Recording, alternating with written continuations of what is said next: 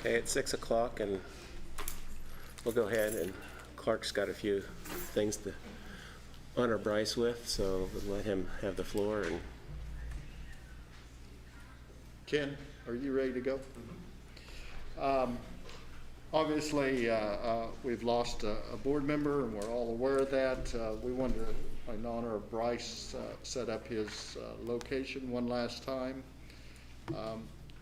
Just would like to share a few things, maybe on behalf of us, and anybody that wants to share something, feel free to do so. Just wanted to pay special tribute to Bryce Madison and set up his nameplate one last time. I'd just like to start off with sharing a special thank you to the Madison family, as they gave up a substantial amount of time so Bryce could serve this district as a board member. In my opinion, something he loved to do very much, even with many challenges over several years, as we're all aware. We have him down as a board member for 10 years, beginning in 2011, serving as the board president for almost 5, between 4.5 and 5 years, leading the board through completion of bond projects and other capital outlay upgrades. Our facility upgrades continue to look and be amazing. Bryce took part in many KASB training opportunities, including the Leadership for Tomorrow training program that he and I did together. We shared many trips across the state of Kansas during that time. Bryce was a regular attender at the KASB yearly conference. I don't know if everybody knew, but he was currently serving on the KASB nominating committee. Bryce was always someone that was involved in recognition programs, as many of you are. Certainly included our Employee of the Year program, district in-service welcomes, and multiple graduation ceremonies. Just recently served on our USD 312 gating committee, and obviously was a leader of our school board through what you guys would probably agree with, very difficult COVID-related decisions. I would hate to determine how many board meetings he attended in those 10 years. Way too many. I think we would all agree with that. But was always willing to serve this district and support meetings as needed. His contributions are many and will never be forgotten. We appreciate his never-ending support of our district. Many of you probably never know how many phone calls that we shared, and most of the time it was me calling him, but sometimes him calling me, but certainly on behalf of USD 312. I just end as saying,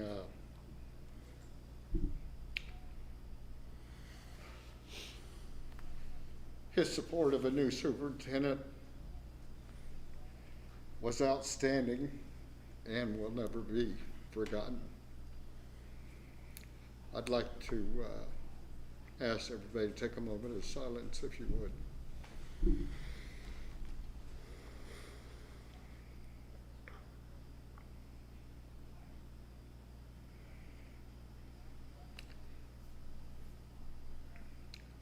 Thank you all for that, and I didn't want to cut this off. That's what I had to share, and if anybody else had anything to share, they're welcome to do so, and as soon as we're ready, we'll jump into the meeting. okay. Yes, Bryce will definitely be missed, and I'm sure you'll be watching over us tonight as we have our meeting. So it's 6:03. I guess we'll call the meeting to order, and we'll show that all 6 board members are present, and we'll have the flag salute.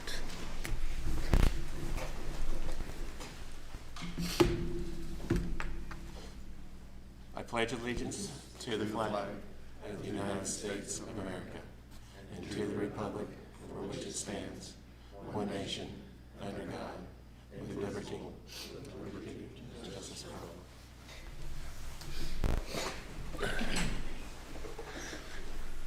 Okay.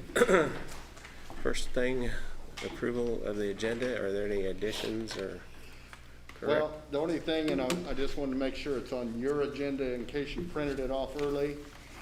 I did add a name to the contracts, and that is Tracy Case, Transportation Director. So it's on the official agenda, and it would certainly be on your drive, but it might not be, depending on when you printed it, but I just added it today. Tracy Case, Transportation Director. That was all I had. And that Senate Bill 40, was that on the earlier one too? Was that? I did add that, but yes, in case you don't have that on there, under this number 2 action item, it says back to school plan, mass consideration, and also Senate Bill 40 resolution. So with those additions, so looking for a motion to approve the agenda. Dustin, Ken, second. All those in favor, raise your right hand. 6-0. Okay. Citizens open forum, I don't think we had anybody sign up, did we? No. Okay. On to recognitions and presentations. Clark. Well, we're always excited when we get to recognize a staff member, and it's the time for our 3rd quarter Impact Award winner. And we once again, it always seems like I can say it's one of our most deserving staff members. We have a bunch of them. But tonight I'd like to just share a little information on our 3rd quarter Impact Award winner, Gail Delzer. And then as I finish, we'll ask her to come forward and ask Bill to present an award to her. In case you don't know her, Gail Delzer is currently an ESL elementary teacher at Yoder Charter School. She has taught kindergarten and 1st grade for many years, including Partridge, Elrica, and Yoder. Some nomination characteristics that were shared. Gail's been a wonderful mentor and shares how to continually improve what is happening in the classroom. She is an excellent representative for what this district has to offer, and I can think of no one that deserves this award more. She is helpful. If you need assistance with something, she is a great go-to person. She is very compassionate with the students who struggle. We certainly appreciate her expertise with the English language learners. Very flexible and adaptable. That is what we hope from our Act for School plan this year. Adaptable and flexible during this COVID time, she stays positive and keeps teaching strong. Characteristics: patient and caring, focused on collaboration, dedicated to teaching, has a strong work ethic. And then some impact on students and staff and community. A wonderful and dedicated teacher at Partridge Grade School for many years. She is innovative, willing to try new things or adapt her instruction to meet the learning needs of her students. She has implemented technology, including Promethean boards and iPads, effectively. And lastly, some programs and activities that she's been involved in. Certainly the Kansas School Redesign Project was certainly a big part of that with Yoder Charter School. Helped with implementation of Tiger Time Families. Pause Time, which stands for Pick a Workstation. Zones of Regulation to promote social emotional awareness and wellness, and planning of the badging program. She has been a leader with the ESL program and the implementation of MTSS programming. Mrs. Delzer was vital during COVID when Yoder Charter School implemented micro-cohort classrooms to meet the needs of 1st and 2nd graders. That's from the nomination. The last thing I would share on behalf of Mrs. Delzer, it's interesting that I go throughout the district, and obviously that used to include clear out to Partridge, Kansas. I like to used to say I'm going out to Western Kansas. And I don't quite know why, but for some reason I connected to her kindergarten class out there. And I was so appreciative of her saying, yes, come on in. A lot of times I just stick my head in the room and see what's going on and don't really go in there and interrupt. she would bring me in to interrupt, and I would have the class in total disarray shortly thereafter. But it was such a welcoming atmosphere that I really just created a relationship with Gail that, well, she might tell you, I do kind of kid around with her and sometimes might even make some fun of her from time to time. But Gail, could we have you start coming forward, and we'll do a presentation to you, and maybe we can get a picture with Bill here. Once again, another very deserving staff member. Congratulations, Gail. Put face out there so we can. It says USD 312 Impact Award for those who go above and beyond to support the students of USD 312. This is hereby awarded to Gail Danielser by USD 312 Board of Education. There's a little something from the foundation too. Thank you. Congratulations. Thank you.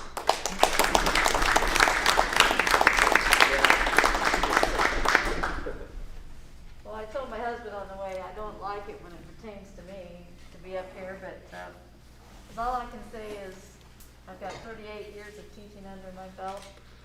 I feel very blessed that I could be involved with the Haven District for so many of those years. It's been a blessing to me. I enjoy kids, I love kids, and I hopefully along the way have touched some hearts in my staff and touched hearts of kids along the way, and that's what's important to me. And I thank you. I'm retiring in May, and this is kind of a nice thing to go out with. So thank you. You're welcome.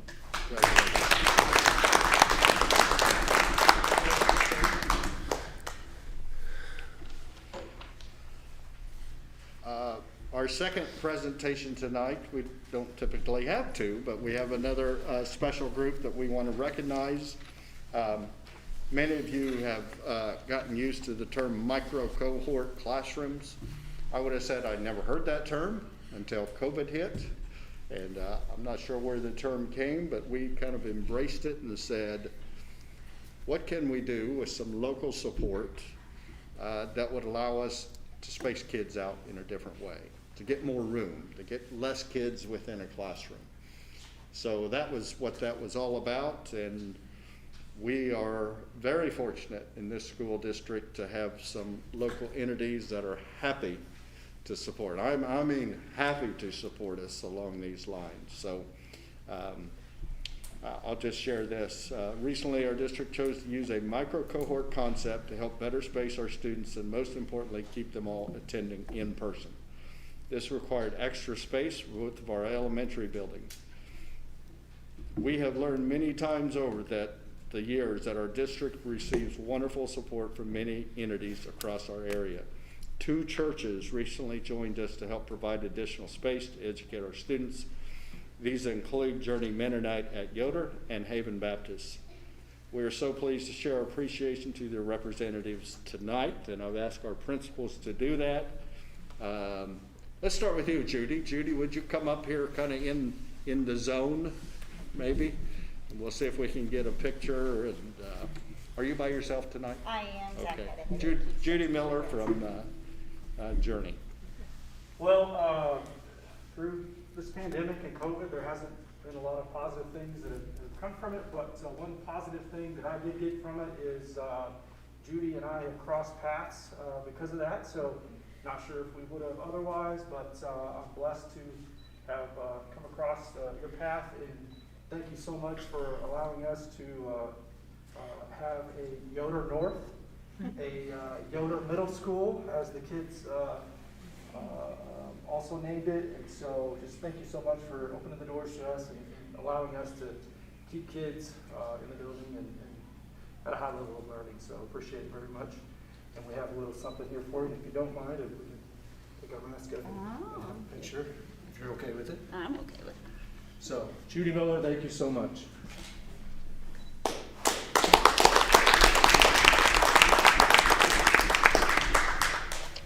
And now we'll invite Chris Powell up. Excuse me, Judy. Anything you wanted to share? We're welcome anytime to come back whenever, right?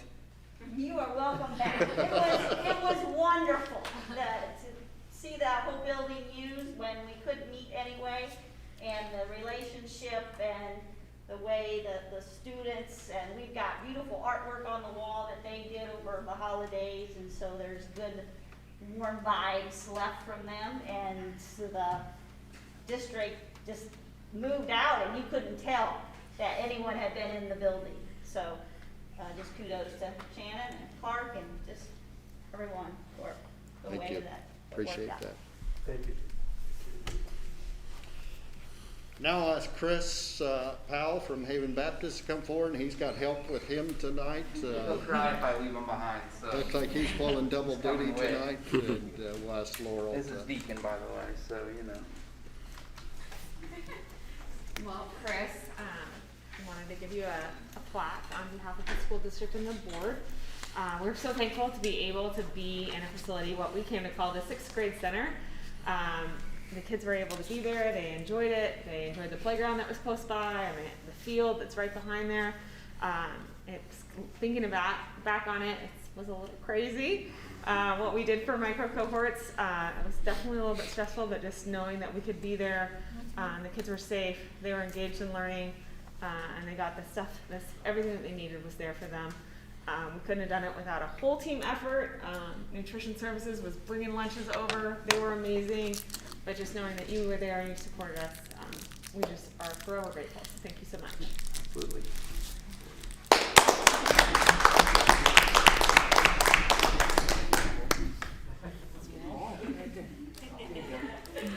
There you go.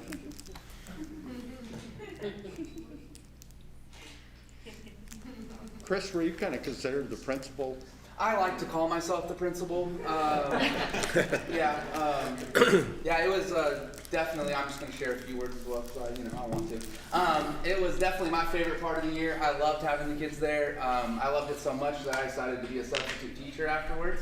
So I did that this afternoon in Laurel's building, and absolutely just really enjoy it. I've been here in Haven almost 2 years, and it was our goal to be in the community as much as we could. And I'm happy, and we feel blessed to say that not only are we in the community, we feel like we're with the community, and working together just to make Haven, the best place we can for everyone. And so, thank you guys. There's not a lot of districts. I go to pastor meetings, and I tell pastors what we get to do here, and they're like, oh, their jaw just hits the floor. They're like, you're doing what? And I'm like, yep. I had kids in my building, and just stuff that a lot of places can't imagine happening. And we're just glad that we can be a part of that. So thank you. Thank you.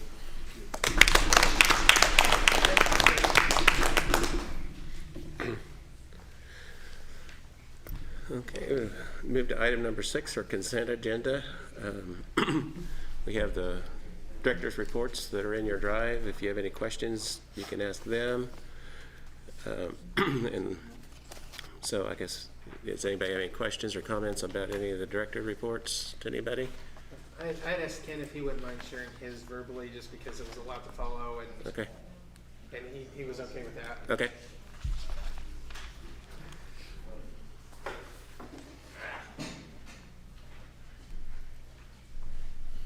Yes, sir. Thank you very much. You bet. Oh, I didn't have any questions. I was just kind of wanted the summary. Well, the summary is basically what I'm covering in this is backup and business continuity. And so in talking about backups, the old 3-2-1 method is what I kind of described in there. It was 3 copies of the data, one that's actually in use, 2 that's backed up, and I actually do more than that. But the big thing was looking at what would happen if we had a catastrophic event and we needed to get back online quickly. What I was kind of covering was different methodologies that crunch that down. So in our current state that we are, if I had to recover completely from a backup, we'd be talking about probably about maybe a day and a half, providing that we had internet access.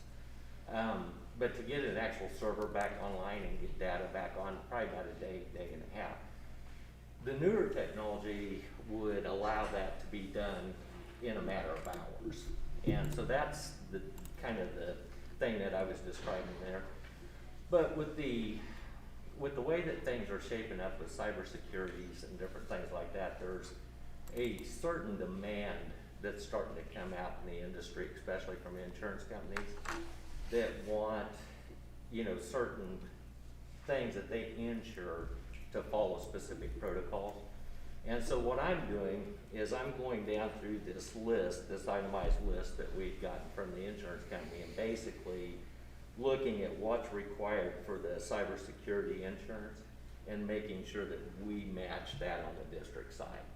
And so we do, but I know there's areas that can be strengthened, and backup and recovery is one of those things. You know, other things that we could look at would be like, you know, locating equipment in the FEMA room that would be protected, you know, in the event that we had something. So the FEMA room could be something that could be made more centralized. I know that's not in the report, but that's where this is all heading, you know, is to match what that insurance is calling for, you know, for the cybersecurity side of it. And do you have everything you need from us, or is there anything that we? Well, right now, I'm good. I'm in good shape. I mean, I was able to go through the itemized list and answer everything to the positive side of it, you know. And so there really wasn't anything that we aren't doing. There's just some things that we could probably do better, you know, like maybe tightening up some of the end user securities. That would be like, you know, password protected access points, you know, certain things like that. Right now, what it is I use an air gap between the connectivity to the servers. So unless you're a credentialed user, you basically only have access to internet if you connect. But what they're saying is that, you know, there's certain elements that exist in the world where these air gaps can be compromised. So this is one area that I could strengthen that. And that's kind of what this is, and I'll probably report a little more on it, and I'm sorry if it goes way out there. I don't know of an easy way to describe it. I wish Clark would have set in on the cyber security stuff with me that he sent me the link to, because then he could be confused with all of us, but so. I appreciate. Yeah, I could tell from your report there was something you needed from us, or if. Not right at the moment. As a matter of fact, I'm hoping, and this is kind of my thought in it, is that some of this stimulus money that's being made available, some of the technologies are covered, some of the technologies aren't. So right now I'm kind of going down through this thing and trying to decide, okay, which part of this would be, you know, part stimulus, which part wouldn't. On the other side of that, we still have E-rate. And so with E-rate, you know, we're still at the 70-30, is that what we're still, 70-30? So, you know, E-rate would pay 70%. And we would pay 30%. So I'm hoping that between all these different elements, we'll be able to cinch that down a lot more. As a matter of fact, I'd like to see me at an 8 or above. You know, if it was on a scale of 1 to 10, I'd like to be an 8 or above. Was there any other questions that anybody had? I know sometimes that's wacky doodle stuff, so I'd be more than glad to talk to you. Thank you very much. Thank you. I had a question for Mr. Kirkpatrick. I noticed in your report you mentioned esports. Yeah, so it's becoming a growing thing. Mr. Weedle asked me to put a little something in there, and I figured if I got asked about it, I could tell you guys a little bit more. I don't even remember which school it was, but one of the Kansas schools sent a survey out to all 1 through 6A schools saying, who has esports? There's a couple different platforms you can use. Who's interested in getting it? There's some conversation of potentially making it Keisha sport. There is some limitations with that. Keisha is very strict on prizes and money. And there's a lot of money and prizes involved with esports right now. So there's I would say there's the majority of people that have esports aren't really looking to become a part of Keisha, because then there's going to be rules and regulations and things that are that you're going to have to follow. Out of our 10 teams in the CKL, which is our league, Pratt is the only one that has it, but they are running a pretty successful program. They have 3 seasons. They got a fall, winter, a spring. One coach does all 3 seasons, and they do it at late evening, so that if a kid's out for a sport, and they practice right after school, they can at least go do esports afterwards. They are in cooperation with Pratt Community College, so they go to the college and they have their own dedicated room for esports. They kind of treat it more as a club than a sport, and what I mean by that is, so like, I have an athletic budget, and I have track, and I have baseball, so I have all the sports under my athletic budget. They don't actually have a budget for esports in Pratt. It's a club. In other words, they do all the fundraising they need to run the program, but the school does pay for any transportation needs and does pay for the coach. But in terms of the equipment and the entry fees and all of those things, they have to go fundraise for those particular items. Heston is another league school that may get it in the next year or two. We've had some very brief discussion as a league about it. I think there's more and more interest being growing in it, and right now I think there's 35 schools that will have it as of next year in the state. So, and that's pretty much double from this year, I think. So, are you talking about kids like playing Madden and stuff? Yes. Is that... It's playing video games essentially. It's become like I said, it's becoming very popular. It's on TV. I mean, they got it on ESPN. That's at weird, wacky times, but it's on ESPN and TBS and TNT, and it's becoming very popular. I bet I've had a dozen kids ask me on and off about it. You know, I don't know how serious they are about it, but they've inquired with me, what would it take to get it, and what would it look like, and but there's a lot of ADs and a lot of schools going to this. A lot of the bigger schools have already got on board with it, and it's growing. It's growing rapidly, I'd say. So are you wanting anything from us on that now, or just kind of planting No, the seed that it's... I wanted you to be aware of it. I think John had maybe asked Mr. Weedle about it, and I just put a little bit in there to let you guys know, just give you an update of what's going on. So, no, I'm not asking anything of you or have any inquiries about it or anything like that. So. Okay. Well, and how that came across my desk was there was a friend of mine, his kid got an $18,000 a year scholarship to play esports at college.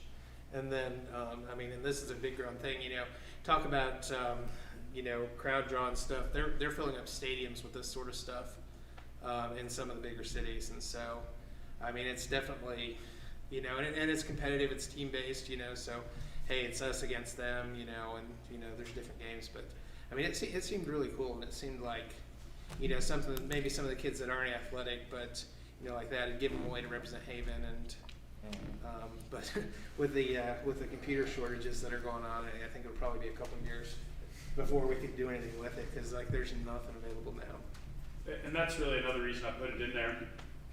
To the best of my knowledge, I think most, if not all, of the colleges in Kansas are or are going to have esports available. And it's, like I said, it's becoming more and more popular. It has come up in our conversations among league schools. And I know, like I said, Pratt has it, Heston's getting it, and other schools are starting to get involved with it. So I just, more of a thing, just make you guys aware.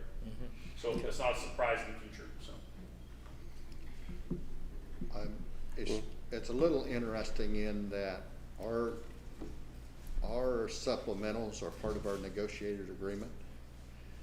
So it may be something we have to negotiate to get it added as a supplemental to hire a coach.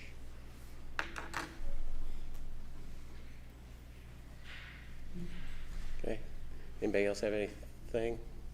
If not, I have one for Chris, I guess, or it's more of a comment.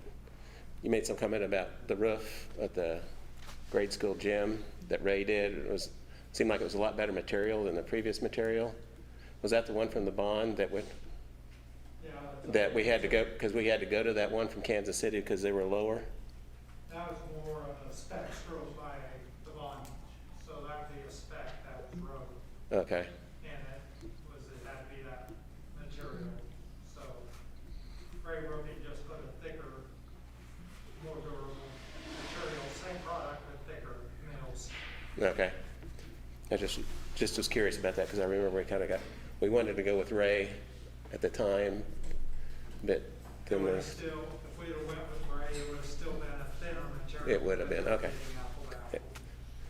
Just a question I had, so. Any other questions? Since I've already messed up on the agenda. Danelle was actually supposed to be first on the financial report, but we'll go back and catch that. Okay.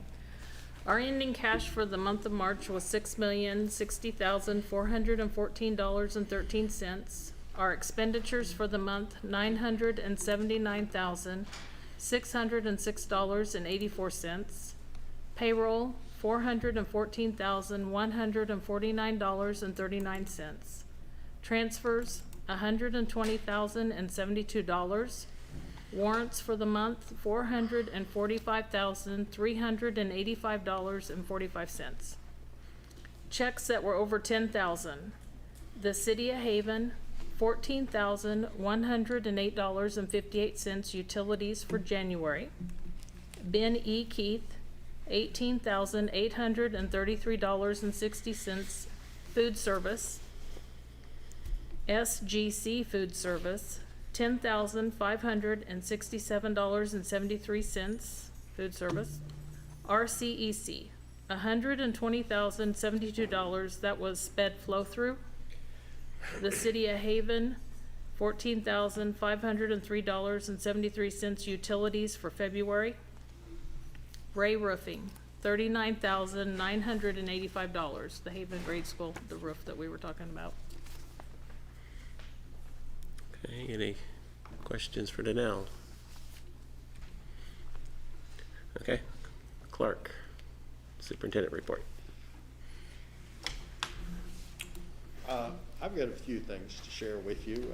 First of all, I'd like to share, and I think I've put most of these in your drive. Through our MTSS training, we have what I might call a new district vision statement that we will be, as I said to the administrators, let's put it everywhere we can possibly come up with, and let's simplify down to where we don't have more than one vision statement. I think I'm hoping I put that in your drive, but I'll just read it to you quickly. Through intentionally designed systems, Haven School District is committed to creating a positive and inclusive culture, focusing on academic and personal success to ultimately be the district of choice for staff, students, and communities. Just want to highlight a couple of things there. Intentionally designed systems. That's one of the things we have really focused on with our MTSS system, is that our core instruction is intentionally designed with good curriculum that meets the needs of our kids. And then you also might see, it just says systems. So it's more than academics, it's also social-emotional. But we have, through our DLT process, I would say we are probably more in tuned as a district and more believing in this as a district than we ever have been. In some cases, we've had different vision statements for buildings. This will be our district's vision statement. We'll continue to report back on this as we continue to progress through our MTSS and our core instruction, or what they would call Tier 1 instruction that everybody gets. But it needs to be quality instruction, needs to be the same across the board. So a first grader at Yoder and a first grader at Haven Grade are getting the same curriculum and the same approach and the same chance to be prepared for second grade. So I wanted to just touch base on that vision statement. Second item, dinner auction, May 1. Some of you, I know Danelle brought tickets yet. I brought this up last time, the idea of what we do with our scoreboard. And if you remember, a year ago, the school board said, let's make that a dinner auction item to auction off a spot on the scoreboard. Last month I brought it up. I'll just make a suggestion. This is just me. You guys, that's really your choice to do. I suggest we offer our current advertisers right of first refusal. So we have 3 spots on there. One is Haven Fitness Center, because we chose to give them that because they made a substantial contribution to that. But I would suggest we go to the other entities who purchased it last year at the dinner auction to see if they want to continue to do so. And if so, then they would pay another year's worth. And The rollover doesn't happen until August, so we're a few months away here, but in August then, if they want to continue with that advertising space, they would pay that same amount to the dinner auction. So just wanted to throw that out for your thoughts, or if you wanted to do something different. You want us to make a motion on that, or just discuss it, or I right don't now, need a or? motion unless you have something else in mind. I think that's the simplest, easiest, give them a first chance at it, and it saves them a little money, because the new person has to go through the design of it and all that stuff. Make a new design and take it So off. it'd be simpler, at least for a few years while it still looks good, just to give them first chance. Next, and Danelle and I will both talk about this, she might cover something I don't left, but always kind of be looking ahead. Bill, Ken, and Dustin, terms of service go through this calendar year through December. What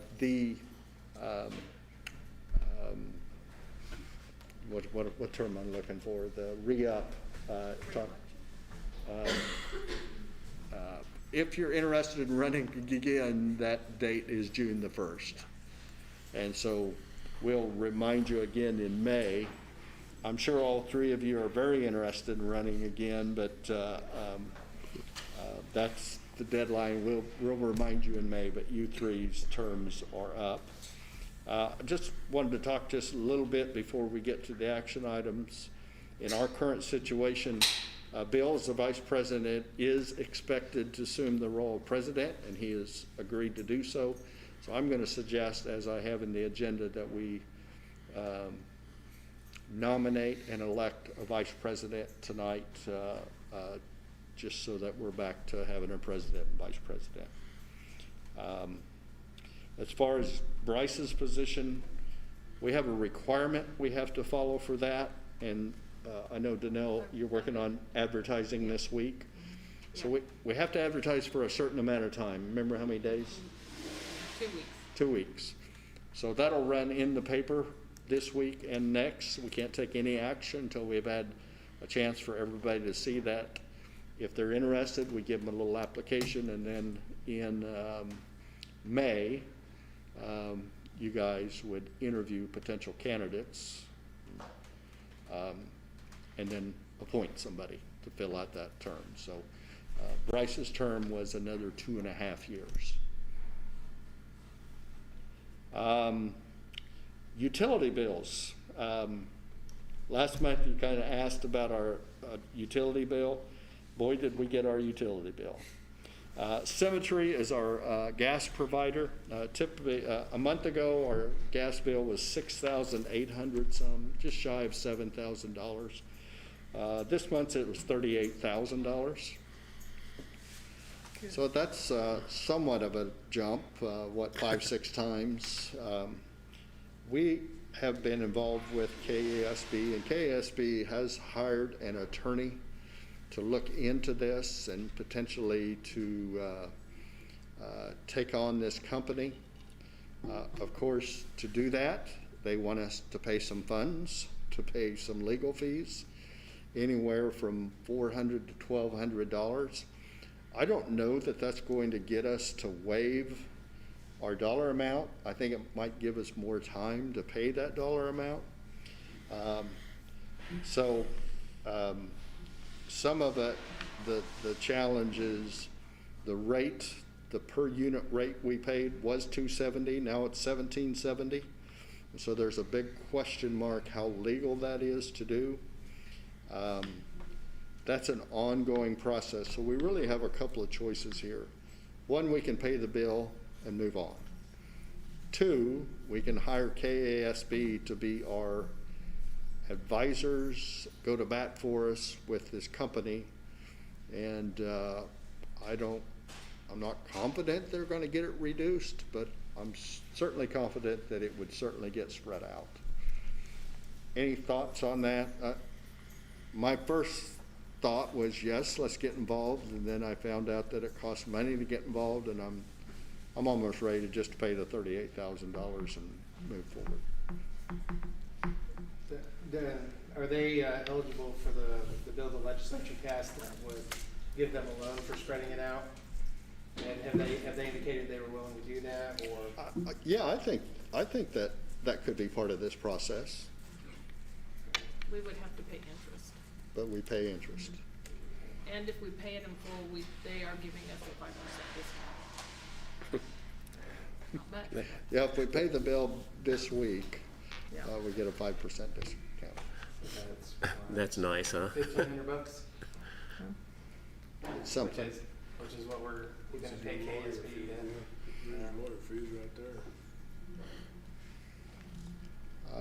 We talked about it in the office, and I said, man, I don't know, maybe we just pay it. And, Is there other school districts talking about doing it as well? yeah, there's gonna be several districts that'll jump in the KESB process. I mean, I think I would be in favor of hiring a lawyer. Of hiring the lawyer or buying in?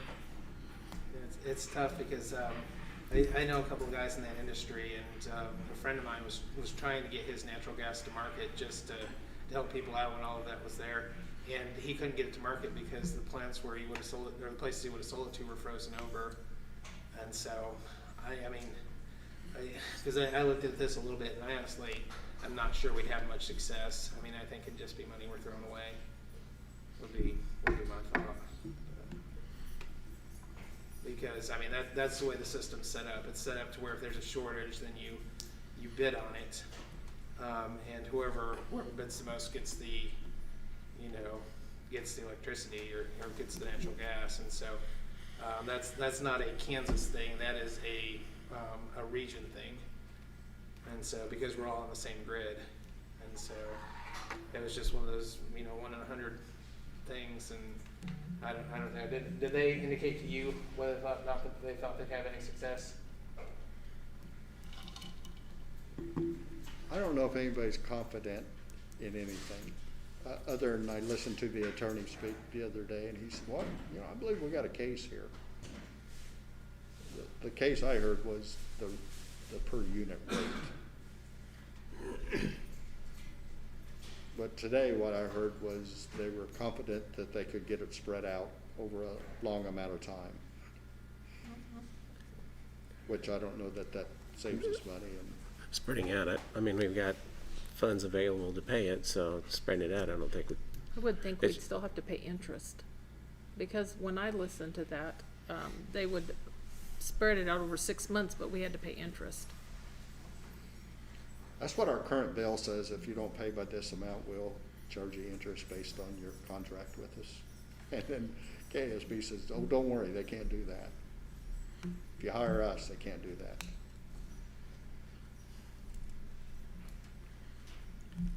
Will they give us a bigger discount if we ask to pay it up front? Yeah, I think they're just passing the cost on to us. Like, I think it's one of those deals where they got hit with it, and then. I know, but I know the Attorney General's office was involved with this with a lot of companies. I don't know if they would be somebody to ask, but. I mean, this was just a bad deal. I don't think most of these companies were trying to profiteer, or it's just, hey, you get it to market, this is the price we'll pay you, and, make it high enough so people really wanted to get it to market. And it just kind of got out of control. Yeah, but the supply was there though, because nobody's gas got shut off. That's the part that's kind of hard to fathom on this whole deal, so. I think that's where the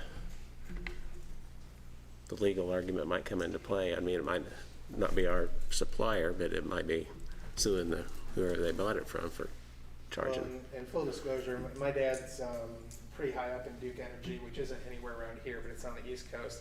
So he was the one I was talking to about this, and he really explained a lot to me. He was like, "Yeah, no, there's really nothing there. They're just passing the costs on to you." Mm-hmm. And so. I would say if you guys don't have any strong feelings, leave it in our hands and we'll make the final decision. And we just don't have much time here. Is there any reason to, I know possession's 9/10 of the law, but if we'd pay it and still could join the lawsuit to get it reimbursed. That, when I saw their three options, that wasn't one of them. Yeah, Okay. some people asked on the meeting that I was in, and they said they didn't think that that would be, if we went ahead and paid it, they'd ask if we could ever get a reimbursement. And they said they felt it was doubtful.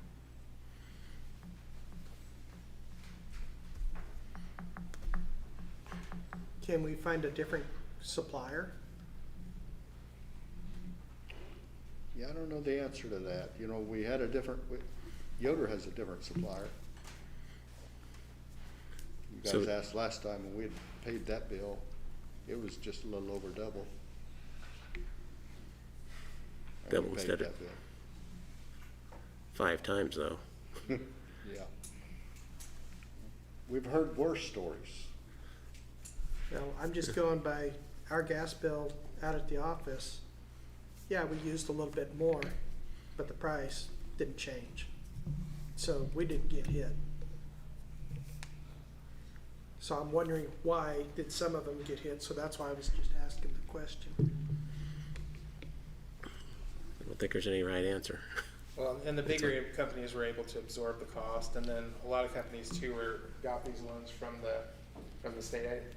I don't know if there's many things approved unanimously by the House and the Senate and the legislature, but that was one of those loans were one of the things that was approved by everybody, and it was approved pretty quick. And so a lot of these smaller companies got those loans and were able to spread it out over as many as 20 years. So, but a lot of these companies really did take a hit just because they had to buy it to keep the gas on, to keep people warm, so people didn't freeze to death. And it was,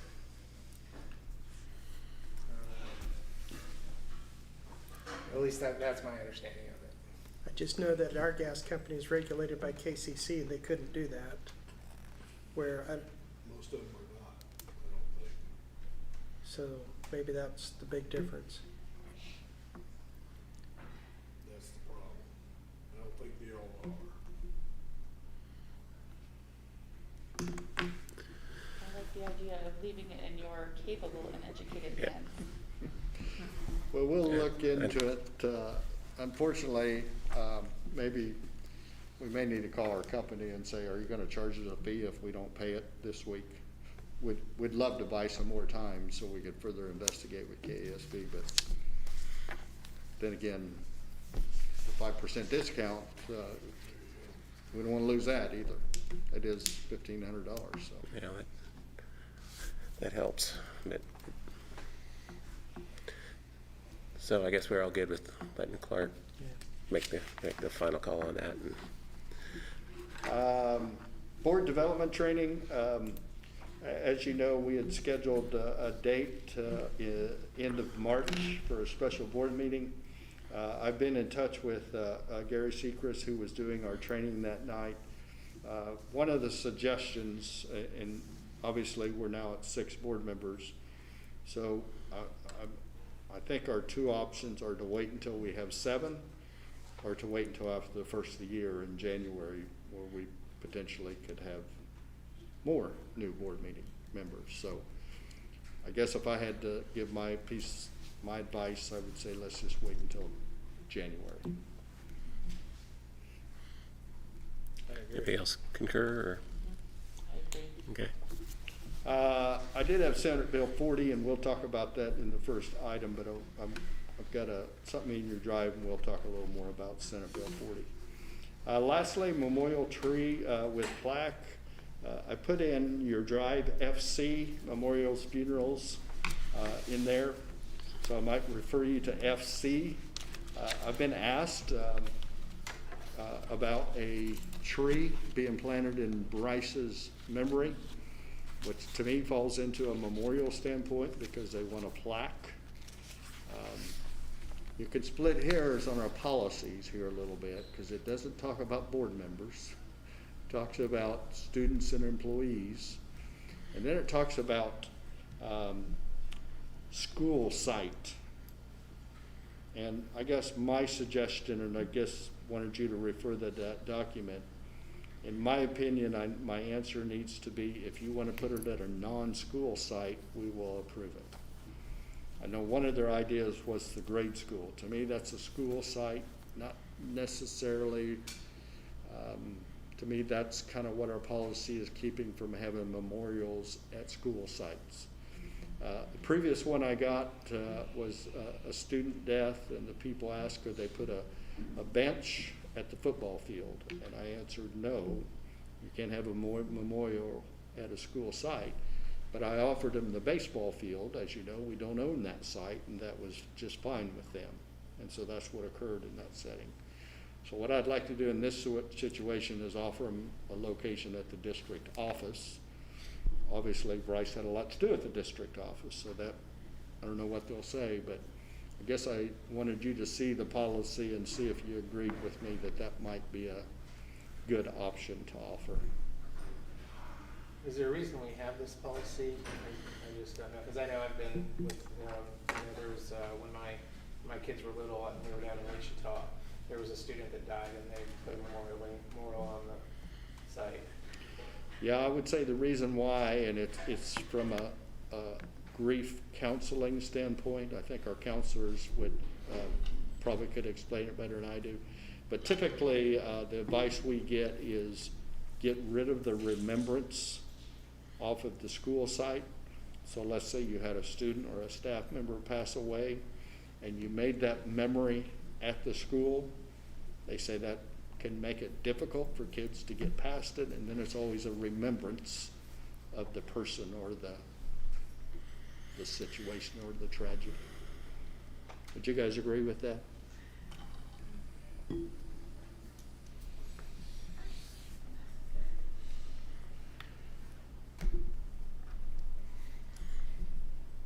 Think that's an appropriate way to go? Yeah. Just so we can see what they say.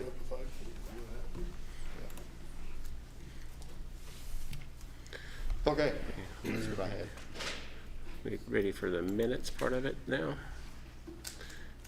The minutes are in your drive, and hope you had a chance to read those. Any additions or corrections?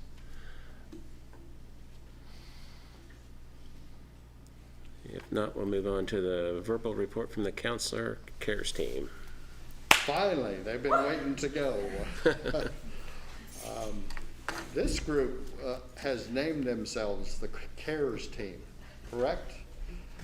So our counselors and Beth, and if you don't know Beth Blueball is our, well, I'll let you guys introduce yourself and your titles, what you call yourself.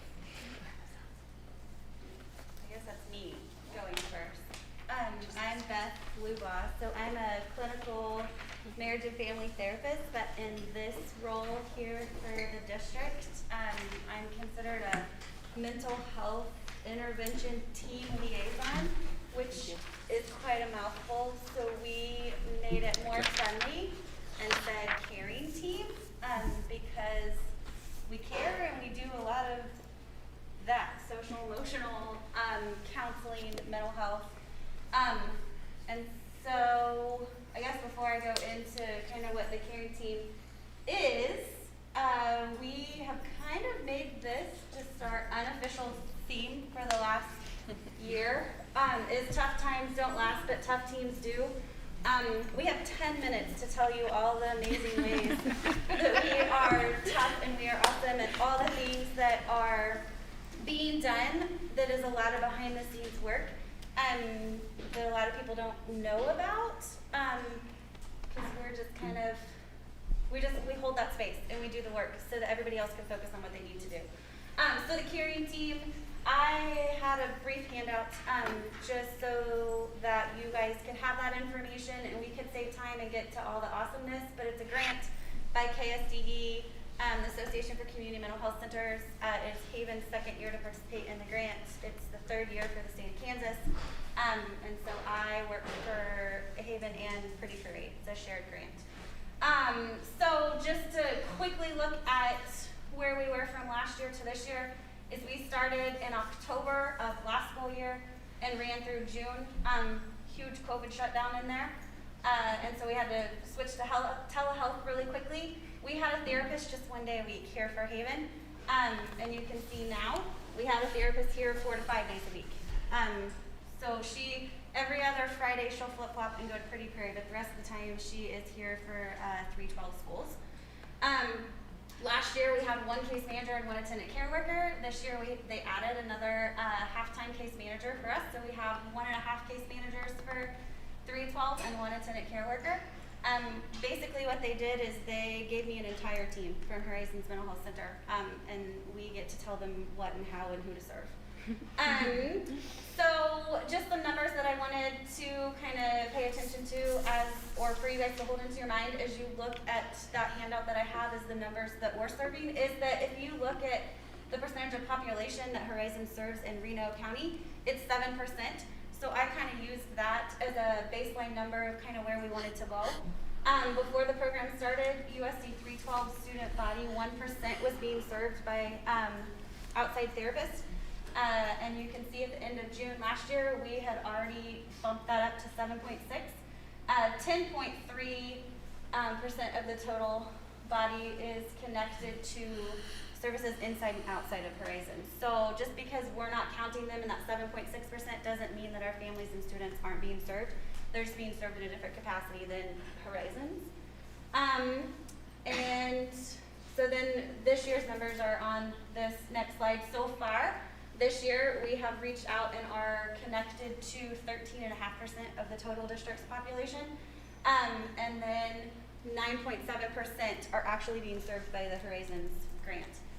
So well above that 7, higher than last year, and then closer to the 20% of what the National Institute of Mental Health says is the average number of children that will have a mental health need in any given year. So here's the numbers. It's on the handout. I'm married to a third-generation auctioneer. I talk fast, except when I have the gift of gab and unlimited time.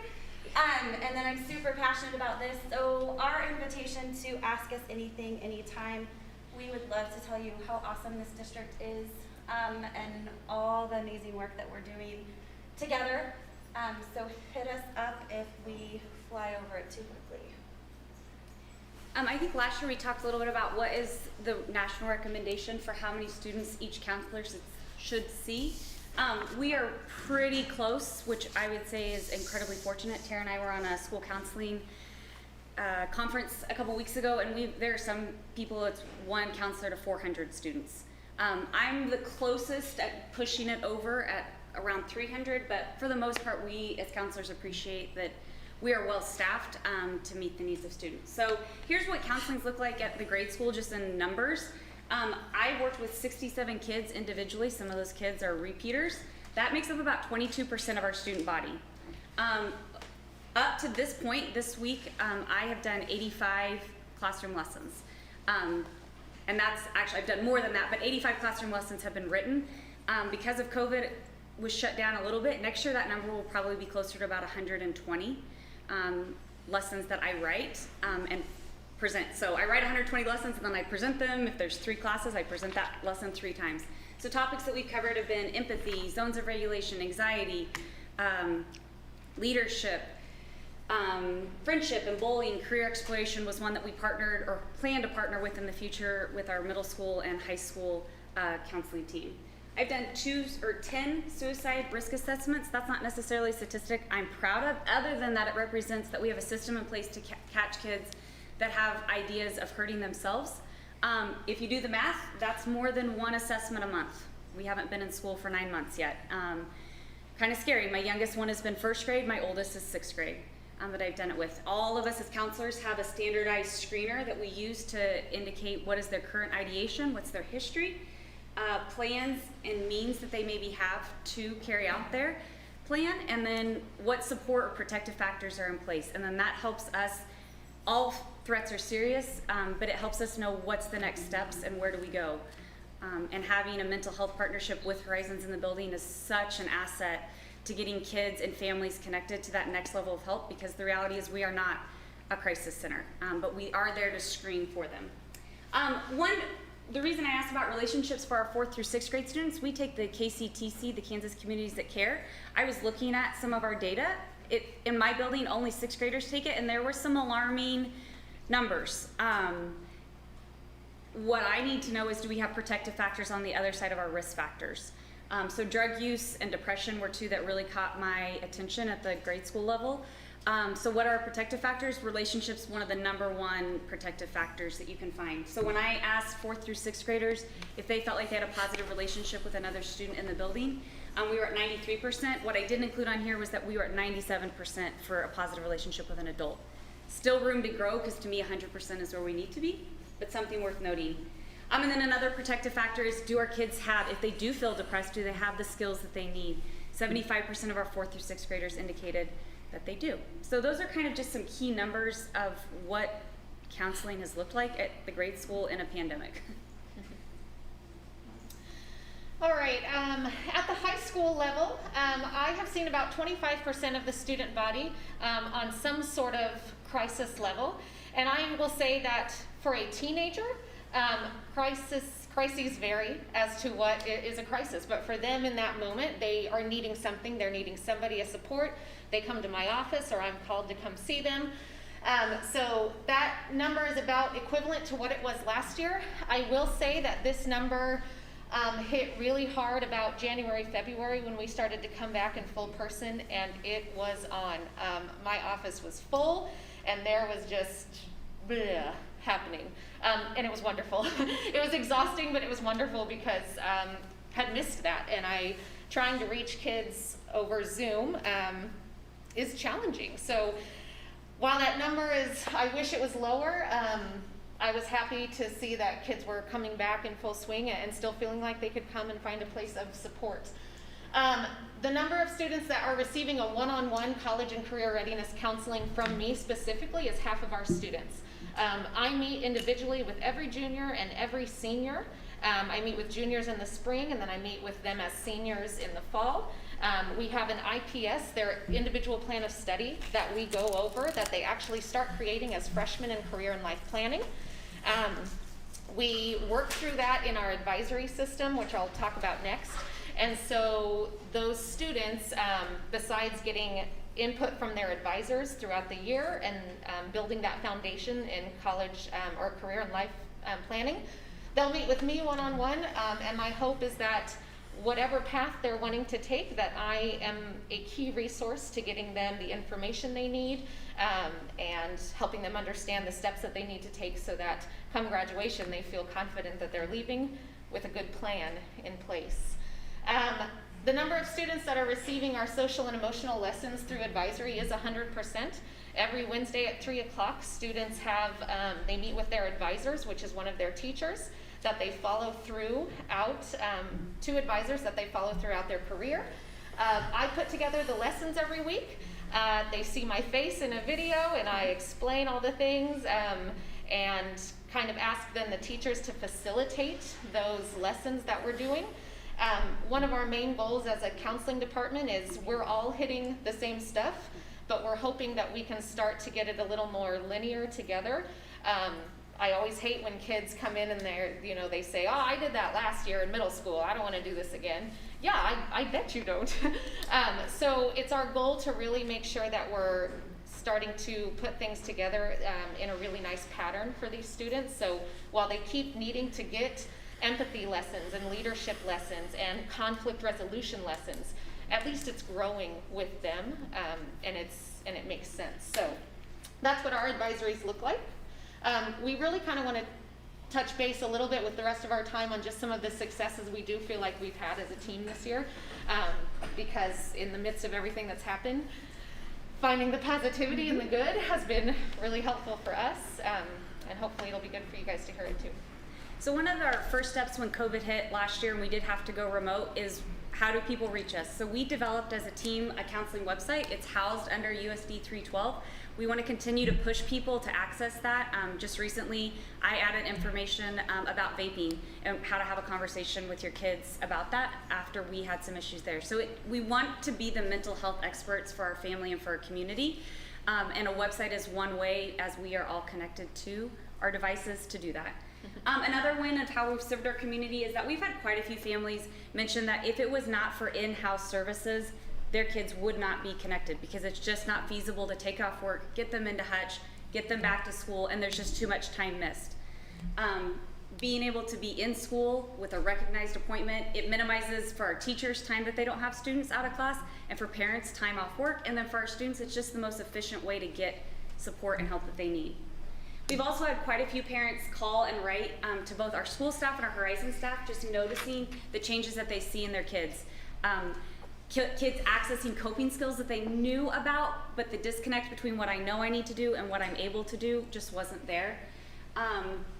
There has been a reduction in our negative symptoms and our behaviors. One parent specifically, there was an incident that happened, and it was a Friday night, and there was a coordination between the school, myself as the school counselor, Horizons, calling this parent on cell phones. It was a multi-tiered system reaching out, and this parent said this is why I chose this district. They are an out-of-district family, and they purposely picked Haven and said, I knew coming to here this was the kind of support I would get, and it's above and beyond what a lot of schools offer. And then finally, while crises are never what we want or something that we pride ourselves on, the reality is that they happen. And this year we have had our fair share of them. We're able to, as a team, come along and support our families. And a lot of times this isn't just a single family unit. We've got kids in foster care, and there's the foster care agency. We've got, in one incident this year, we had medical professionals that needed to come in. We had the school side of things, we had the foster care side of things, and all of us in one moment in my office, which is, it's decent size. We're not middle school size counseling office, but it was a good size. There were tons of professionals, and not a single one of us were tripping over each other. Beth was on the phone making phone calls. I was with the student. We had EMTs coming in and getting what they needed. We had foster families coming in, and everybody knew their role of what they needed to do. And then not only afterwards, there was a follow-up and a briefing that was able to take place that would just not in any way, shape, or form been able to happen had I been the only person trying to handle it. So our partnership and our teamwork is crucial to handling things that you and I never thought would be a part of schools. I mean, that's just the reality of it. And if it weren't for a team, you would find your counseling department on burnout, and you would be doing a lot of interviews to replace us. So that kind of leads in a little bit to then how do we serve our staff and our district. And just with this first one, kind of to piggyback on what Rachel was saying, we did have this beautiful interdisciplinary, interagency working. We had law enforcement, EMTs, foster care agency, we had legal stuff going on. Nobody stepped on anybody's toes. Everybody was there. It was so efficient. It really limited the distraction that was there for any other students. Other students didn't even know that it happened. And it was great. Even 24 hours later, we had debriefing and follow-up, and just every box was checked, and it was perfect. And then after incidents like that, there have been several. I have seen and talked with staff members, like those evenings at sporting events or on the weekend at other things, and then we show up Monday to do a debriefing and let them know what happened, let them know what steps they needed to take, basically hand them a plan. This crazy thing happened, it was scary for everybody, here's your plan, here's how you go forward, all this work has been done for you. They said, we had no idea that this happened this weekend or this evening, and you guys are coming here with this perfect plan. And we kind of said, that's what we do. We need to hold that, we need to be able to do that so you guys can focus on what you do best. And so, just noting that the staff have appreciated some of the supports that have happened in the chaos, that it wasn't left to them to figure it out and maneuver that. Yep, absolutely. We led some PD days for our district, which was like super nerve-wracking for us to do that. But we wanted to make sure that staff knew that we were here to support them as well. We focused a lot on self-care. We've kind of continued that through the year, and a lot of our staff have told us how appreciative they've been of that, which always feels nice. We also kind of gather a lot of data through the screeners that you've heard about, relationship mapping. We used the BASC-3 screener, which is a social emotional screener. We have our KCTC data. All of those are hopefully helping us to be able to follow impact of what we're doing and of how kids are. And then it kind of relates to our KISA goals, which is for our accreditation.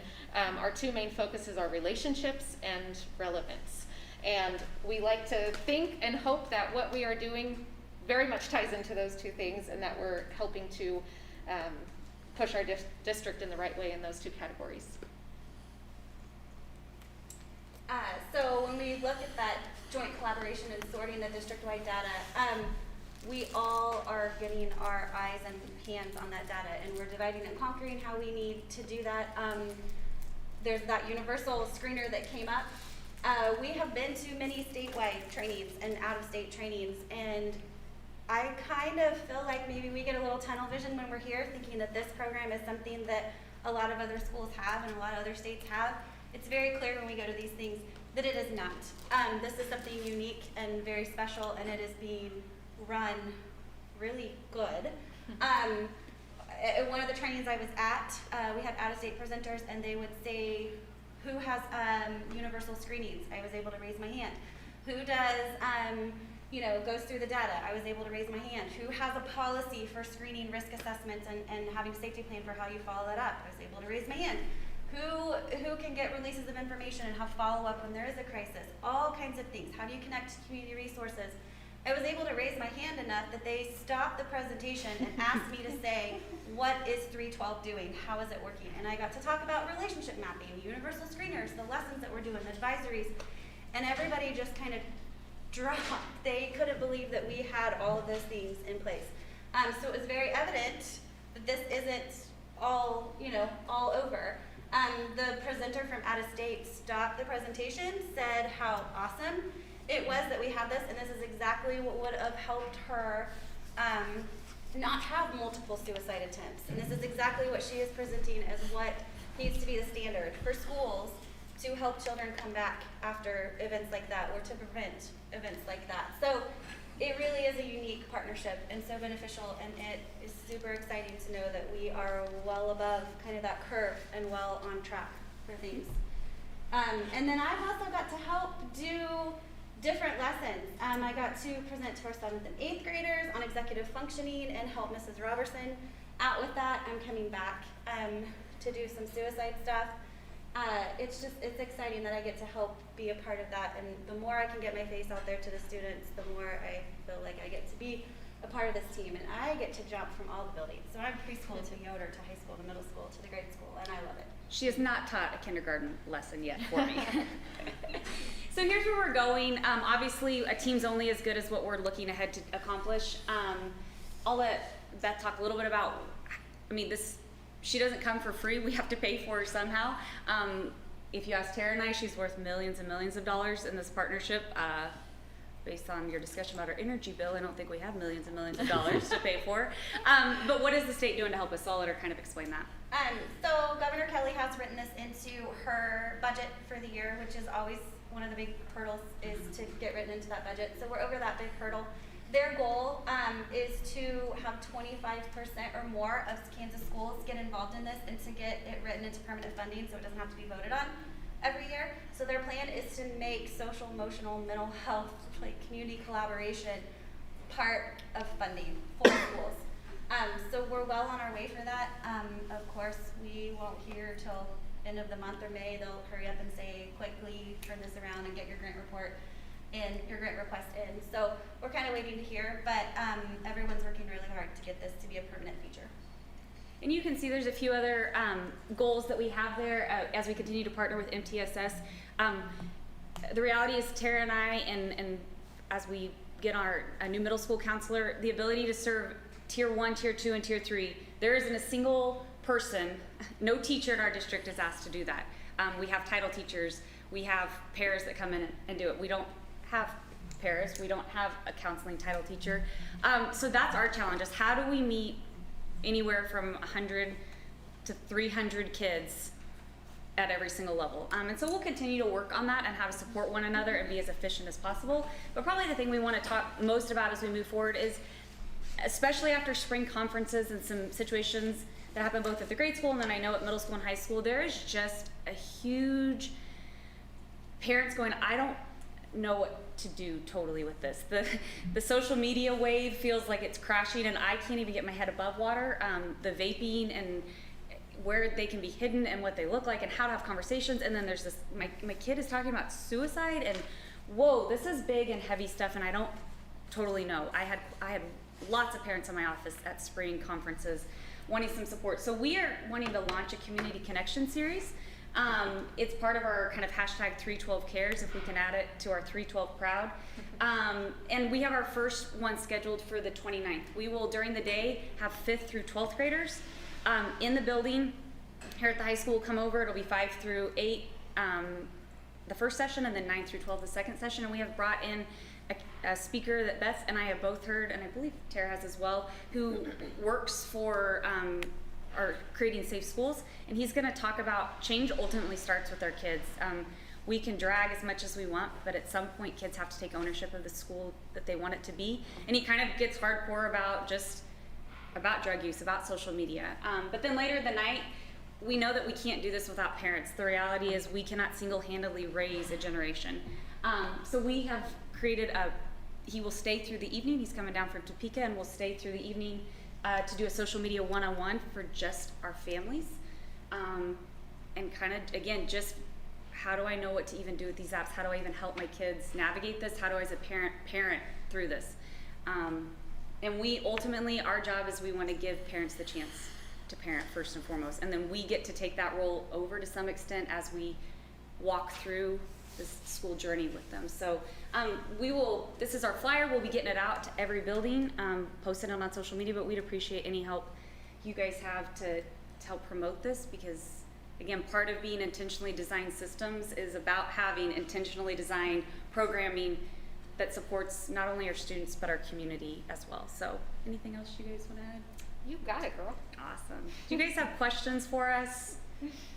Concerns? Yep, John. Okay, so you mentioned that it was in the budget. Was that part of the budget approved already, or is it still waiting to be voted on? It's still waiting. I think they meet in end of April, something like that. It's still waiting to be voted on for next year. It was already approved For through this this year, school. so, okay. Yep, so for next school year.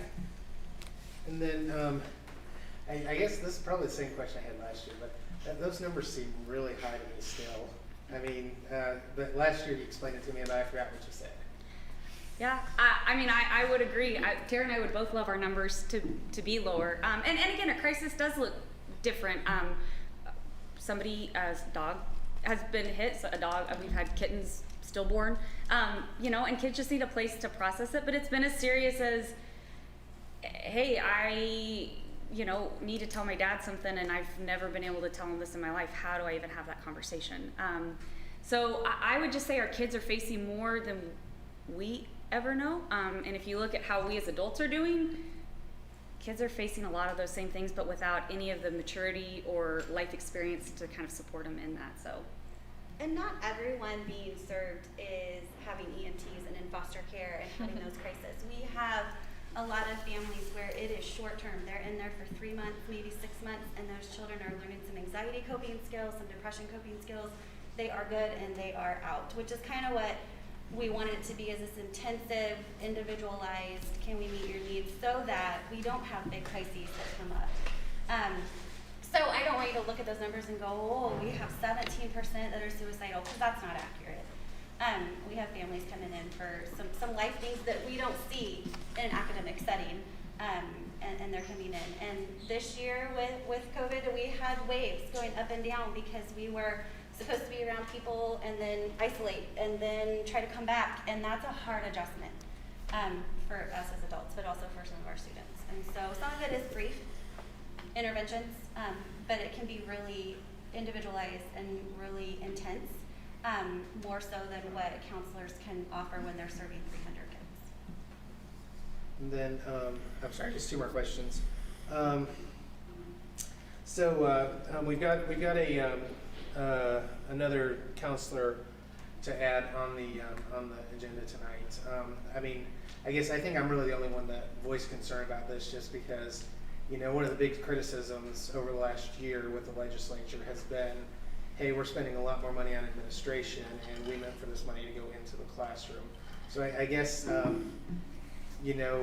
this is something I guess that's paid for by federal money this year, is what I understand. But eventually, the school will have to pay for it through our budget. At least that was my understanding. I might be wrong there, but is it worth the money hiring another counselor full time as opposed to putting that money in the classroom and maybe paying our teachers a little bit more, maybe hiring another teacher instead?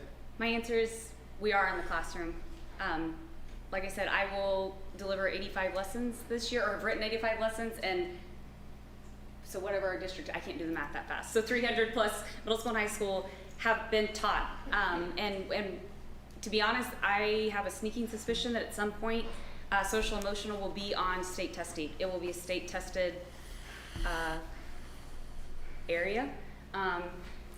Tara and I both, and I know Michelle when she's taught, and Maddie as you guys hopefully accept her and vote on her tonight, they're all standards aligned. So when I go in and teach, I teach a lesson that's standards aligned just like any teacher does. So I guess to answer your question, the money is going in the classroom. Because the reality is no kid is gonna access academic knowledge if they're worried about what's going on at home. And if you wanna know what they're thinking about, I guarantee you it's not what Mr. Bontrager just taught, it's the friend fight that they just had. And so until we address that, they're not accessing our academic information anyway. Okay, and then the last question I had was the suicides and the depression. Do you attribute those to the whole deal with the China virus and stuff like that, or is this a trend we might expect to continue? I would say we'll see it continue. I think it's been hit hard and fast just because there's been a lot of quick changes. We have a lot of adults that are imploding, and our kids can't understand that, and they are little barometers for what's going on. And this world has been very crazy and very different in the last year. Lots of ups and downs and lefts and rights, and we've expected a lot of our kids with very little information given to them that their little brains just can't quite wrap around. So I think those numbers probably spiked pretty hard. But it's also been kind of a trend in that the schools have been doing a lot more than what they were doing 10 years ago. 10 years ago, or 11 years ago, there was a staple to have school therapists, and that kind of went away. And now we're kind of seeing the effects of that when we did kind of let social emotional go away. And so now the schools are kind of picking that up again. You know, we can't expect a child to read a chalkboard from the back of the room if they need glasses. We're kind of that social emotional glasses. If the child can't self-regulate and things are chaotic, then we need to be able to give them those skills so that they can sit and they can focus and they can do their jobs here. So I would hope the suicide and depression rate would go down, but I don't think the need for social emotional learning is going to go away. And if you want to know where we're trending, look at how adults are doing. If you see it going up in adults, you're going to see it going up in kids, because our kids are modeling and looking at what the adults in their life are doing. And I will, again, really amazing thing about our students who have identified wanting to hurt themselves, and Clark, I will get you some candy for going over our time, is that every single student who has mentioned wanting to die was identified or was already connected to services, was in the process of connecting. And so again, I don't ever want to say, oh, this is so cool, but it is cool. We just were able to wrap around these kids in a way that we just never would have been able to do if there was one person who was responsible for keeping eyes out and surveillance on everything. And so these families were connected, they were able to get the support they need, and we haven't had a suicide death so far. So that is, yeah, it's something I'm proud of, because it isn't true for every district.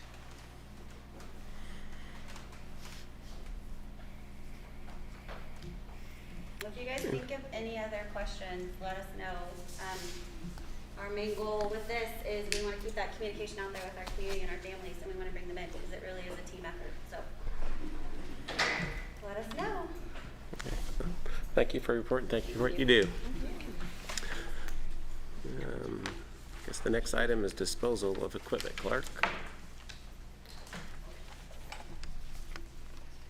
So in your drive, we've created a list. I think I have it up there on the board, but we try to do this from time to time. Obviously, I tried to make it a bigger list so we don't have to do it quite as often, but there's probably no big surprises. We knew we're going to have Chromebooks and iPads that are out of date that need to be recycled. So we're just asking you to dispose all this. We'll figure out whether we can sell it, or whether it's got to be disposed of in a proper manner, or whether it can go in a trash can. But any questions? Look, I had one with this, and I'm sorry, I know I'm asking a lot of questions tonight, but would this be something where we could make it available to maybe parents or people in the district before we sold it to some big company, or just? Yes. Matter of fact, Chromebooks will start with our students, then we'll go to our community. iPads will go to our community. The one that's intriguing to me is our auditorium seats. We may want to see if we have some folks around who have some interest in those. So I've already hit up the company that's going to take them out. Maybe we can get them out in decent shape. But yes, we'll see what the value of them, whether there's interest or not. I was thinking, anything like that doesn't go there, maybe put it on the website, or I don't know if that's legal or not, but say, hey, we're offering Chromebooks for $25 for the first 15 people that get them. Yep, we did that last time, matter of fact. We started with the students and then we just put it out, who's interested, and they went quick. Awesome. Thank you. Okay, resignations, it looks like there's several of them. Yeah, big chunk of resignations. I don't know, it must be that time of year. That's more than we'd like to see, but they're listed there in the bottom of your agenda. Won't go through them all, but are there any questions of those? We're trying to replace those as they happen, and we do have a few replacements tonight, but still work to be done. Okay. It's a big consent agenda, but I guess I would be looking for a motion to approve the consent agenda. Ken? Paul, second. All those in favor, raise your right hand. 6-0. Okay, action discussion items. Number 7, consider election of vice president. We've kind of already touched on that a little bit. So yeah, we touched on it. In my opinion, it's time for at least a nomination or two to who could be the vice president. We're just talking about through December, because in January we'll have new elections at that point. Any nominations, I guess? Well, I'd make one. Jessica, she's been very active on the board, serving on negotiation, going to a lot of the meetings, being our board representative, so I'd like to nominate Jessica. Any others? I agree. I second that. Make a motion. That's just a nomination. It's just a nomination. No, now we need a motion. Okay. Is there a motion to accept Jessica in that new role? Yes. Okay, Ken? Second. Justin? Okay, all those in favor? I vote on that. Yeah, congratulations. Did we ask her if she wanted it? I spoke with her a little bit, so. All right. Item 2, back to school plan, mask consideration, and Senate bill resolution on hearing officer. So that's kind of a 2A, 2B here. Okay, let's start with face coverings. And this came up last month, and you guys kind of said, hey, when can we take action on it? I even suggested wait until April. So I guess that's my question. Are you ready to take action on our current, and the reason I put back to school plan is our current back to school plans has reference to what I might use the term mandatory face coverings or mask multiple times. So I guess question number 1, is it time to change the terminology? And what I've heard from some of you is not mandated, but maybe recommended. So, discussion, motion. I think recommended but not required would be excellent. Now, do we have any teachers who are medically unable to get the vaccine but wanted to get the vaccine and have concerns about the masks? You know, we've made it available to everybody and anybody. I have not heard of anyone to say I cannot. We had some that couldn't during that time frame because of some other medical issues, but one of the reasons I like it being recommended, and we'll talk about Senate Bill 40 here in just a bit, but I want to protect us from the other side too, that the person that says, well, you're not protecting us, and we can always say, you're more than welcome to wear a mask. You know, I made the comment the other day, I said, if this goes through tonight, and I told the administrators, because it was a pastor that made this comment, I'm gonna have a mask with me. I don't plan to wear one, but if people come up to me that have masks on, I'll probably put mine on, just to make them feel comfortable. And Travis has kind of wrote something to his staff that says, let's be aware and let's be compassionate for those who may feel differently than we are. So I think we gotta make it an option, definitely. So, John, is that a motion to, Well, I mean, I don't think anybody has spoke, so I don't know. okay. I think we had a pretty good discussion Yeah. last month, and if you want to go ahead and make the motion, Yeah, I would recommend that we alter our back-to-school plan to make masks recommended but not required by everybody. okay? Is there a second? All 4 of them? Paul, I was looking ahead, so Paul I'll give it to him first. So, all those in favor, raise your right hand. Motion passes 6-0. Second part of this is, I don't know how much time you spend reading information that KSB puts out, but I want to touch base on Senate Bill 40. Senate Bill 40, and I've got it in your drive. It's in kind of the first start. It's what do I need to know about Senate Bill 40? Senate Bill 40 is all related to COVID. Let me find my right hand up here.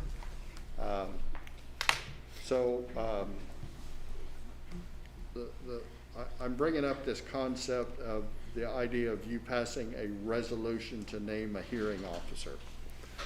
So to bring you up to date, anytime there's a question mark about the least restrictive environment of the circumstances that our board takes action to put in related to COVID, masks could be one of those. So certainly us removing the mask mandate, could somebody grieve us and say, hey, you're not protecting us by having masks, I want to file a grievance. Certainly it could have been the other way. Hey, you're making us wear masks, we don't think that's the least restrictive environment, we want to file a grievance. I tried to think of what other topics could come up, but it can be any of the requirements that we put in place around COVID. I'm going to pull out my document here. I've highlighted several things. So there's 3.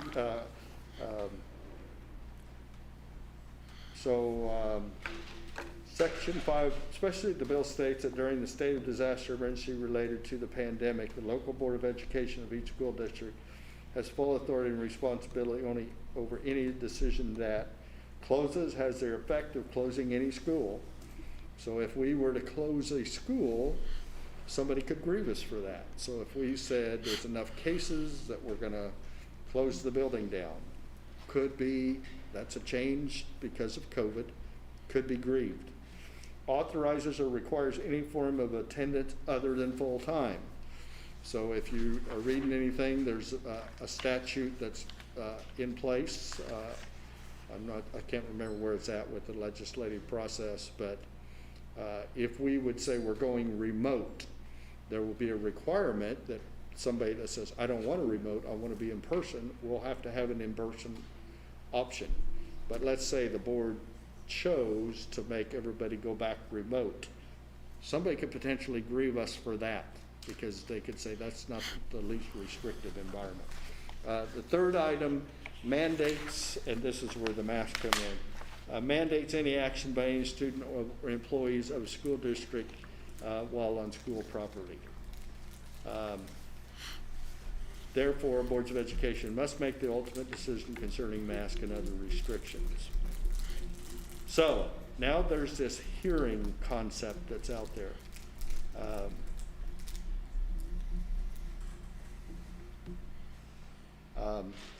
So a family, I don't know if the student can do it. I suppose a student that would be 18 probably could. But they can request a hearing from the Board of Education within 30 days of action being taken. So we just took action tonight. So if somebody said, man, I don't like that, I want to file a grievance, I've been told by KASB that by us not making masks mandatory, that nobody can win that, according to the attorneys at KASB, because that is already a least restrictive environment saying you don't have to wear a mask every day.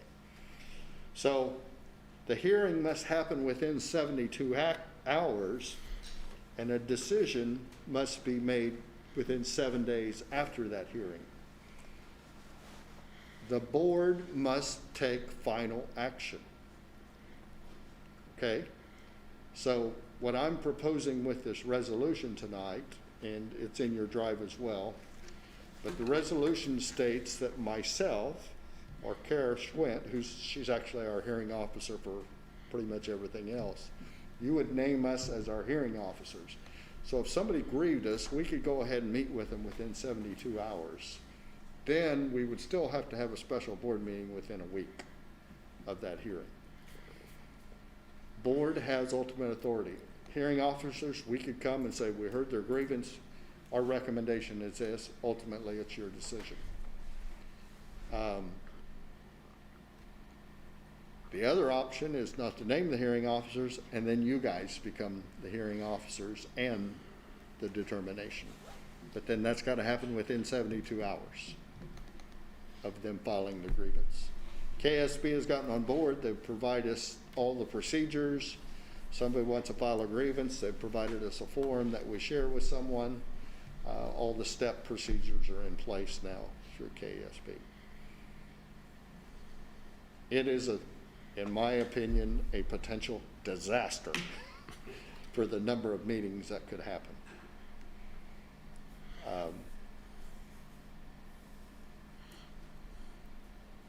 I'm not quite where I stand on the whole mask thing, but it feels like the right time to remove the mask mandate because of the potential of this.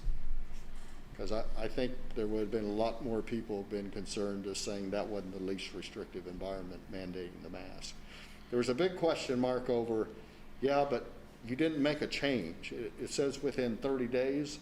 We established the mask mandate, what, 6 months ago? 7 months ago? So some people at KSB said, well, you can't really grievance masks. It's kind of beside the point. We just made a decision on masks. So I guess the question I have for you, do you want to pass a resolution making us hearing officers so that would give more time before the board might have to convene? I mean, I think if a parent or a student or a teacher or administrator has a grievance, the board ought to hear it. You know, rather than a hearing officer hearing it and then summarizing it for us. I know personally, I would prefer to be there for any sort of hearing because those are the people that elect us. Those are the people that we serve. And that's what we're in this position for. That's why we get paid the big bucks. Wouldn't they still have the option to come to the official The actual board action hearing, meeting? yeah, And right. so if they wanted to, they could meet with you guys and then come to the But board I think meeting as it well. gives us more time to get at least 4 of us together. 72 hours in our schedules, that's going to be quite a hindrance. We'd have to have a quorum. The way Yeah. I understand it, if you don't pass this resolution, Kara and I are not a part of this process. So the grievance would come to you guys and the hearing would come to you guys. Just so we know exactly what it says, I just took this right out of SB 40. Upon receipt of a request under paragraph 1, the Board of Education shall conduct a hearing within 72 hours receiving such a request for the purposes of reviewing, amending, or revoking such action, order, or policy. So, I mean, if it's a hearing officer, are we really taking action to review, amend, or revoke a policy, since that would have to be a decision by the board? I guess that was my concern. And, you know, the legislators I talked to and the people up in Topeka seemed to indicate that they really thought that the board would meet to do this versus having a hearing officer. And then the other thing that concerned me about having somebody not outside of the district is, you know, what if somebody's intimidated because, oh, well, hey, I've got to go before Clark, and, you know, he's my boss, he can fire me. And so I guess that was another thing that kind of concerned me too. Not anything against you, and, you know, I mean, for students or parents, that would be fine, but somebody, you know, an employee of the district, you know, it'd be kind of like, in my opinion, it'd be like, well, if you get a speeding ticket and go to municipal court here, they're under no obligation to hire a lawyer or a judge to hear your case. They can hire the janitor if they want. So, you know, in my opinion, it'd be like getting a speeding ticket and then having a hearing before the chief of police. You know, yeah, you can appeal it to the district court after you're found guilty, but you know, I think if we're going to have a hearing officer, it ought to be somebody outside the school system. So just to make sure I'm understanding the whole thing, like you're saying, for example, if we would have said tonight, masks are still required, and forget the 30-day thing or whatever. So we decided masks are still required, a parent files a grievance, and then we're supposed to meet again and be like, yeah, we still think masks are still required. Like that's within 72 hours. Okay. Yeah. Well, they've got a chance to tell us exactly why, and it is specific, if I understand it right, it's specific to each individual.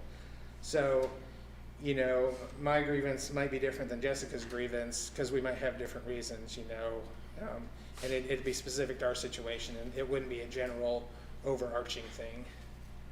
Like in your situation, we would have to meet for each grievance within 72 hours. or we can bundle them, you know, in 72 hours if there's more than one, and hear them all at the same time.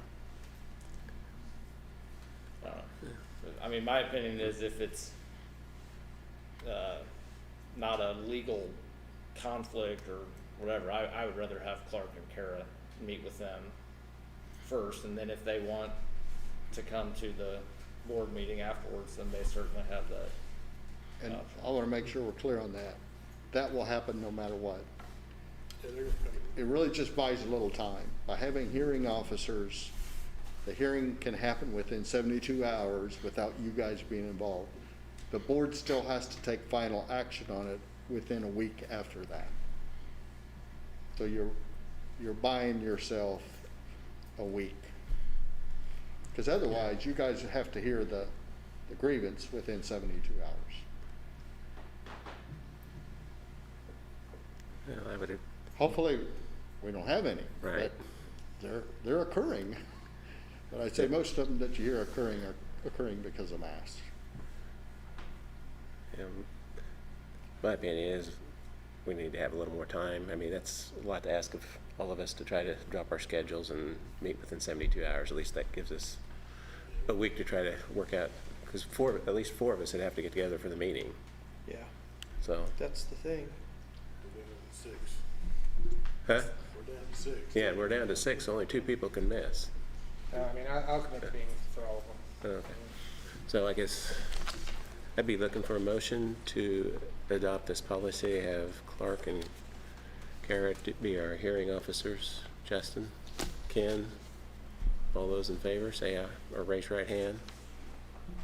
5, all opposed. Ken. Motion passes. All right, on to number 3, executive sessions for negotiations. Do we still have that? Because I don't We have. do. Before we leave number 2, I wanted to say this and I didn't say it. We will make this announcement hopefully tonight yet, because beginning tomorrow, masks are no longer mandatory. So we've already prepared a little something that I'll post tonight, hopefully. So, you know, somebody said, well, what if the kids come with a mask tomorrow? And not everybody will see the post, but we'll do the best we can to get it out of there. But I want to say one more thing, the whole quarantine thing. And we do have a couple of kids on quarantine right now. That quarantine, there is a reduction in the quarantine with masks involved. And that's not going to apply to us, because both parties would have to have masks on. I just want everybody to hear that. It's not a major deal, but the county health department does hold jurisdiction over quarantine, so they can still say to us, a kid has to be quarantined for 10 days.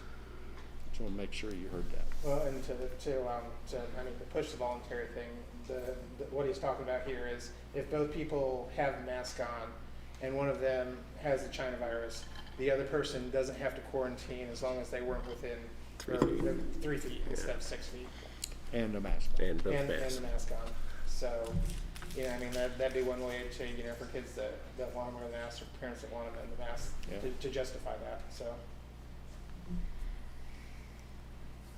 Sorry. So, to interrupt. okay, that's fine. Yeah.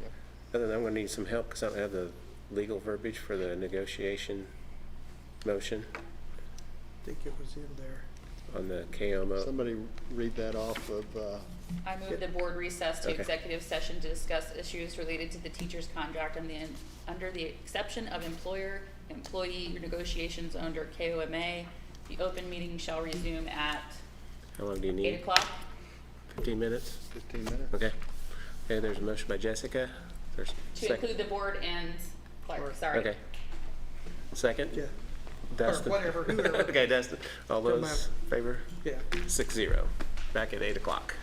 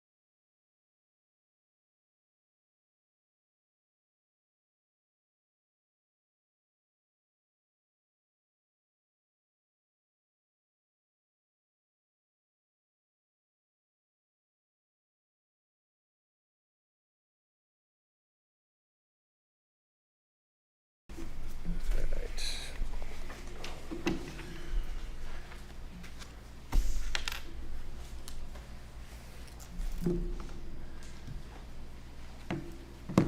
right, we're back in open session. And we're ready for number 4, vehicle purchase consideration. We have Margie Bray with us tonight, and we'll turn it over to her and tell you what she's thinking. Okay, I come bearing gifts. You have at your table a couple of pieces of paper. The first one is a price comparison report. I'm seeking the approval to purchase 2 14-passenger minibuses. Using the Kansas bus purchasing program, I've spec'd out the minibuses and have this price comparison report for you. The Kansas truck equipment bus is a Microbird from the Bluebird family. It's a Chevy with a 6.6 V8 from a 6-liter prior. The Masters is a Collins bus, and the Midwest bus is a Thomas. On the back page of that, the front page shows you the base price. You can go through on the second page at the bottom. It lists the price with all the good stuff added on. And the third page has the price of 2 vehicles. And that's what I'm asking for. We have a really good working relationship with Kansas Truck. That's where we take several of our buses for major repairs, things that can't be done here. That's where we buy most of our bus parts from. It's just a good working relationship with them, and that is why I'm requesting approval to buy the 2 Microbirds from Kansas Truck. Additionally, there's a school van.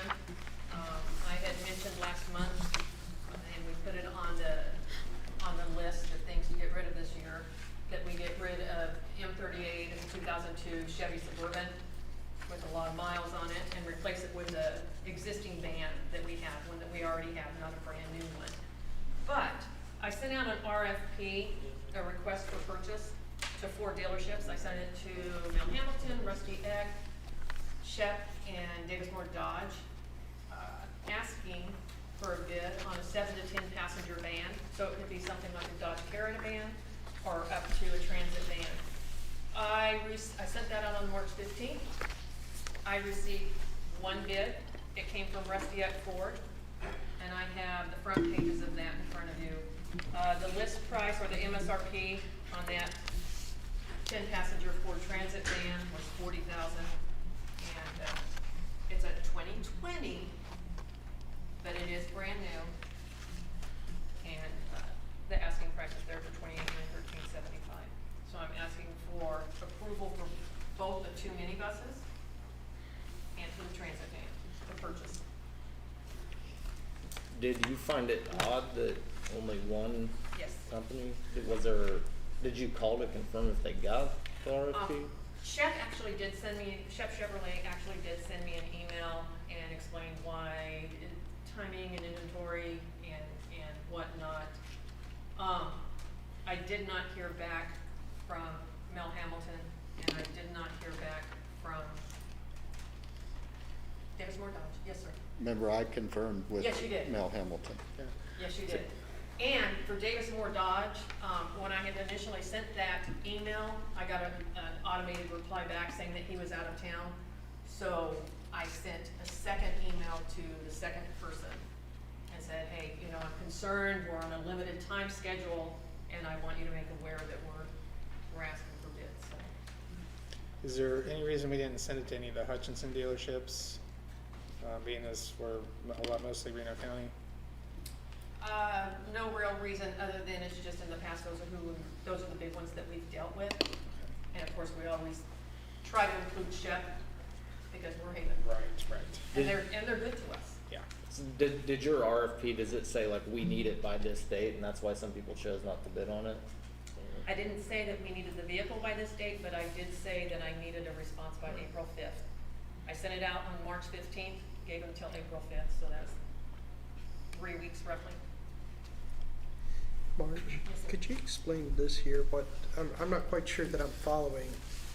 what, cause you were talking about 40,000, they got a price of 28,000, I'm trying to,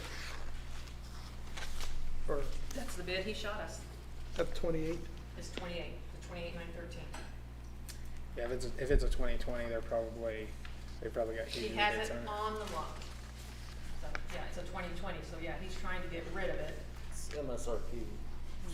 This is the MSRP. yeah, okay, that's what cause I was looking and couldn't, I just thought this was a mistake. No. You'd be crazy not to. Yeah. I was tickled. I mean, I don't know what else to say. I mean, I thought that was a heck of a price. Yeah, No. that's why I thought something was wrong, I'm not tracking you. I'm with you. Okay. I might just add to you, if you're ready to approve this, which we hope you are, I'm gonna ask you to approve the van out of this year's capital outlay budget and the buses out of next year's capital outlay budget. If you remember, we're sitting on some funds for an auditorium renovation, and we really won't have enough to do both out of this year's budgeted capital outlay funds. In May, we expect to have a guaranteed maximum price for the auditorium. And I hope we have enough money in capital outlay budget to cover that. I think we do. But if we go take 120,000 out of it, we won't.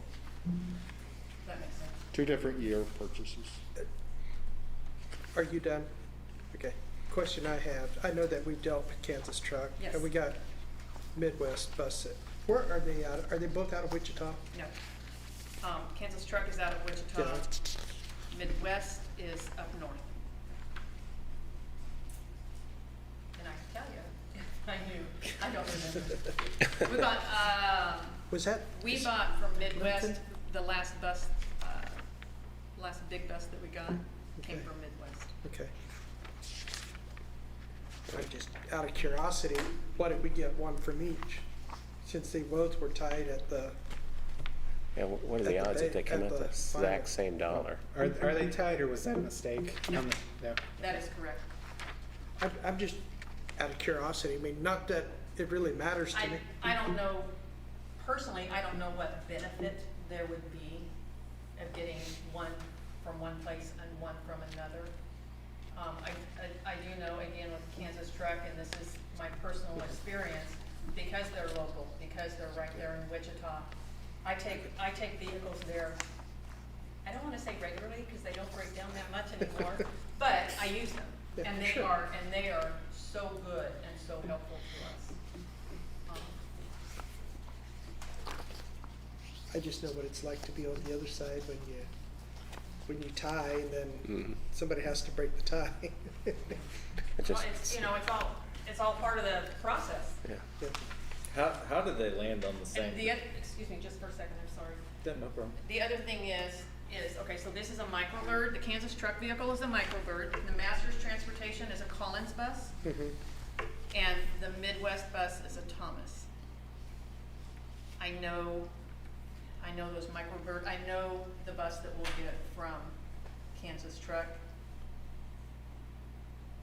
should have less problems than a Thomas.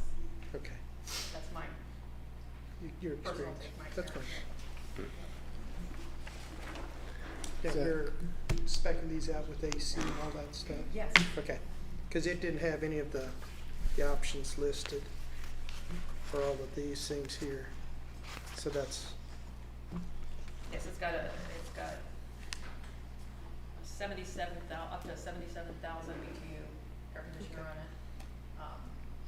so if they get too noisy, you chill them. Yeah, pretty much. I'm so glad Air we're doing door. air conditioners. Pardon me? I said I'm so glad we're doing air conditioners. We do on the mini buses, we have them with air conditioning, because it's just the way that we use them. Some of those little kids just cannot. Yeah, they're little That- preschoolers, you've got, and Yeah. They're we use them hot. for preschoolers, we use them for special education. That's their primary uses. So how does that work, buying next year? Do we approve them now and then wait until next year to get them and pay for them, or? We typically don't get them until, last year when we ordered them, we didn't get them until October. So we're not gonna get them for a while. the Okay, new bus. so we'll already have that money when. The van we'll get quickly, but Okay. we'll encumber. But we do have the money for this? Yes? Okay. And he told me that right now, because that was one of the questions I asked, because of the bus that we bought last year and didn't get enough until October. And the reasoning, of course, was COVID, because shops were being shut down and personnel and so on and so forth. But they're in a place right now where he told me it would be 4 to 5 months. So he's hoping by August, if it's approved, he's hoping by August. And yes, they do this regularly with school districts where it's approved and it's ordered in, say, May, but the funding doesn't come until the buses arrive. Just pay on delivery, I assume. All right. So I guess we're looking for 2 separate motions. Right. One for the van for this year's funds, and then one for the Kansas truck bid. Okay? So we gotta do them one at a time, right? Yeah, one at a time. So, since you held this one up first. Yep. I'll make a motion that we this year. purchase Okay. the 2020 Transit F1 or E150 passenger rear wheel, whatever Whatever it title says here. Okay. There's a motion by Ken. Is there a second? I'll give it to John. All those in favor, raise your right hand. Passes 6-0. All right. Motion number 2, bid for the 2 minibuses for Kansas truck for $117,934. Do I have a motion for that one? I'll make that one too. Ken again, a second. Jessica? All those in favor, raise your right hand. 6-0. All right. Number 5, textbook adoption. Well, we brought this, introduced it to you last time, science curriculum, and now we have a proposal. I think she left the original document in your drive, but the prices have changed a little bit, so. So I'm just asking for the approval of our 612 curriculum, which comes to $39,286.80. That is again just for our 612. Normally for our kindergarten through 5th grade, we just purchase Mystery Science on a yearly basis, and that is $999 each year. So I'm asking for your approval for 612 tonight. And Take it out of Moore's budget. He's not listening. And I looked over the curriculum. I didn't really find anything objectionable other than the climate change stuff, which I don't know if anybody else cares about that. I think beating over our kids over the head with climate change stuff is silly. But I've got no problem with that. Okay, so looks like you got the total in here for $33,880.93 for the That total. was last month. So. Yes, so there's another new document I sorry. placed in your drive, and it has the new total on it after we went through everything. Get the right one. 39 something. Oh, here it is. Correct? Yes. 39 something. Yeah, $39,286.80. Yes. Okay. So is a motion to accept the bid for the new science curriculum for the 39. That's quite a jump. What happened? So the science curriculums can also come with kits this first year. So what I worked with on the rep was to buy them one kit, and then they also have one refill kit that they'll get every year. That way those materials keep coming. So we did add that to the list so the teachers have what they need beginning with next year. Okay. So do I have a motion for the $39,286.80 for science adoption? I move we approve the $39,286.80 for science curriculum adoption. Okay, motion by Jessica, second by John. All those in favor, raise your right hand. 6-0, passes. Clark, Mount Hope building sale information. I hope that doesn't scare you. We have no intentions of buying or selling the building in Mount Hope, but we have a little change with the building. So A little quick history lesson.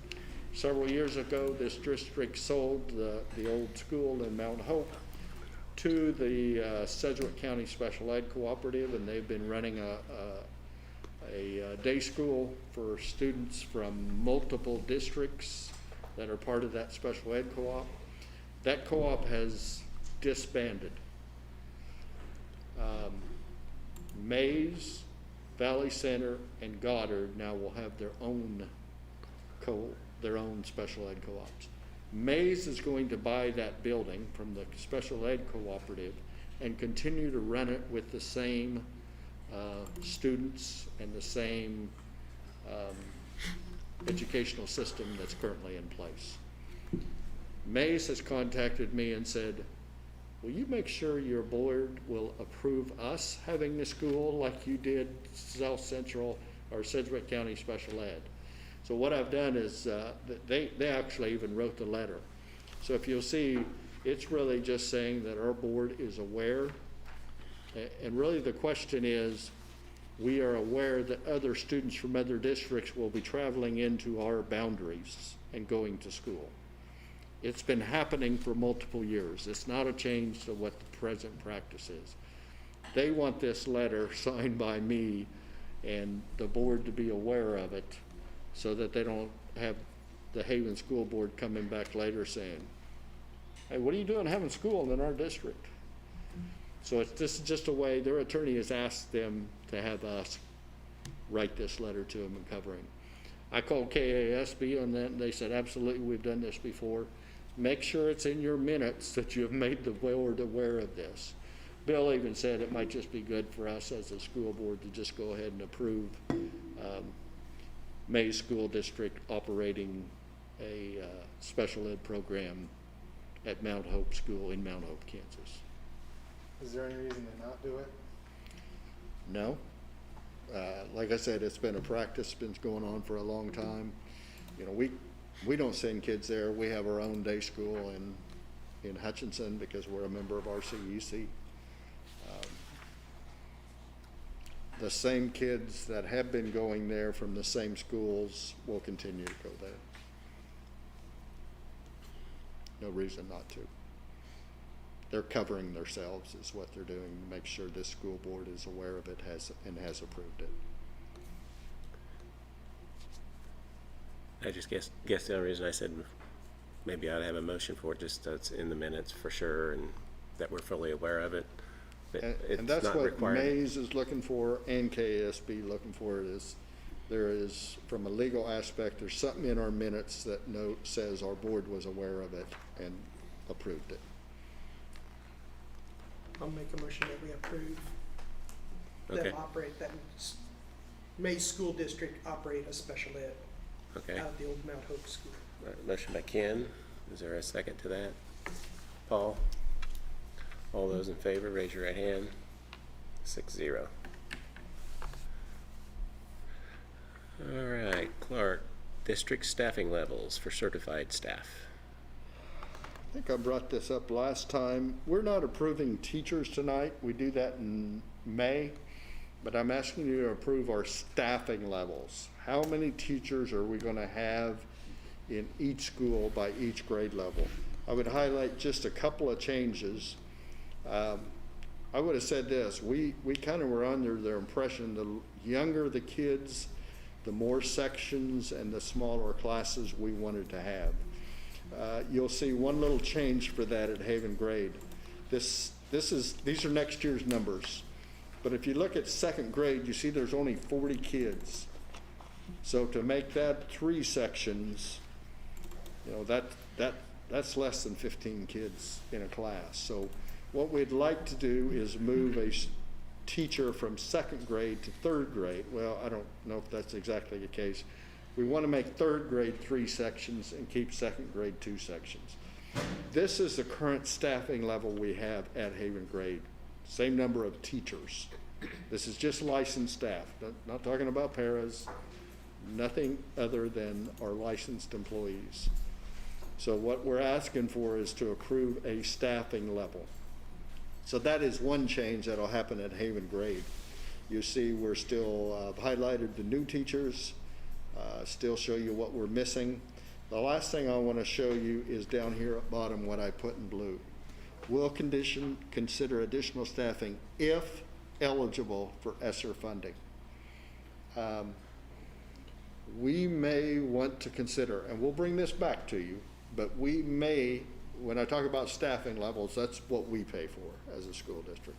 So if we can use ESSER funding to potentially hire maybe a reading interventionist or something like that, and we know we can pay for it out of ESSER, we'll bring it back to you as an additional hire at that point. So right now, I'm just asking you to approve this many teacher positions by building. And this is what we currently have, which John brought up the one that is a little different, and that is that counselor, the middle school Yoder counselor. It's been half-time, now it's full-time. Now, if you remember, we plan to pay half the salary with ESSER funds. That is one of the approved, if you can show to support social, emotional, and mental health, that's potential ESSER fund criteria. Questions? If no questions, I guess we'll look for a motion to accept the staffing level for next school year. Does anybody want to make that motion? I'll make that motion. Jessica, second. Dustin. All those in favor, raise your right hand. 6-0. All right. Number 8, fee review for consideration for 2021 school year. I understand this is pretty small, but we like to take a look at our fees. Most of these are charged at enrollment, but these are fees that we're currently charging students and families. Obviously, when we make a textbook adoption, we like to have some funds to do that with, and so we sometimes take those, well, we always take our enrollment fees and put them in a student materials account, and we keep it, and it was probably, when you guys did the financial report, if you looked at it, you can actually see it in there. It's one of the funds. So this is how we support it. Obviously, our meal prices are going to stay the same. Sheree keeps a close eye on that, tells us when we need to raise prices. Actually, this year it's been no problem whatsoever because we've got a lot of additional federal funding for meals. We actually have no interest in raising those fees. The only one that's different is this Wildcat Singers tux rental. We said /dress because the teacher had said, well, we're having to dry clean tuxes and dresses, so it might be good to charge for both. Otherwise, there's no changes to what was currently in place. Are there any of these fees we can lower? I mean, even if it's just for 1 year to help people out? You can lower any of them you want to. You just can't fund the textbook purchase the next year. And I would say this, John, we don't collect enough money in fees to fund our textbook purchase. Right. At the end of the year, we have to transfer money into there. Yeah, but there's nothing that says you have to charge any certain amount of fees. Does anybody have any interest in charging less, help parents out with everything that's gone on for last year?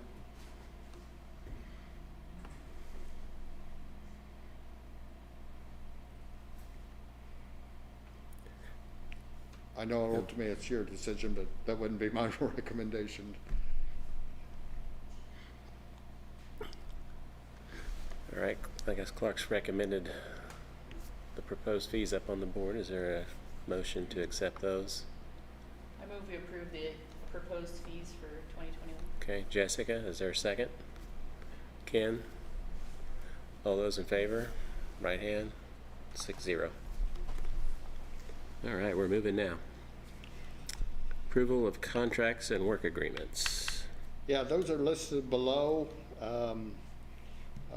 Obviously, contracts on mine, it's not listed there, but make sure on yours that you did include Tracy Case as Transportation Director. Otherwise, you can see the counselor, a math replacement, a Yoder Charter School ESEL, that's a replacement, industrial arts replacement, and then Tracy Case replacement.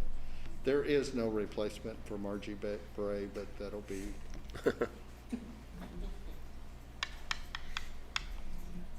So where does this gentleman come from? Do we have any, That's a lady, Tracy or lady, Mays. Mays?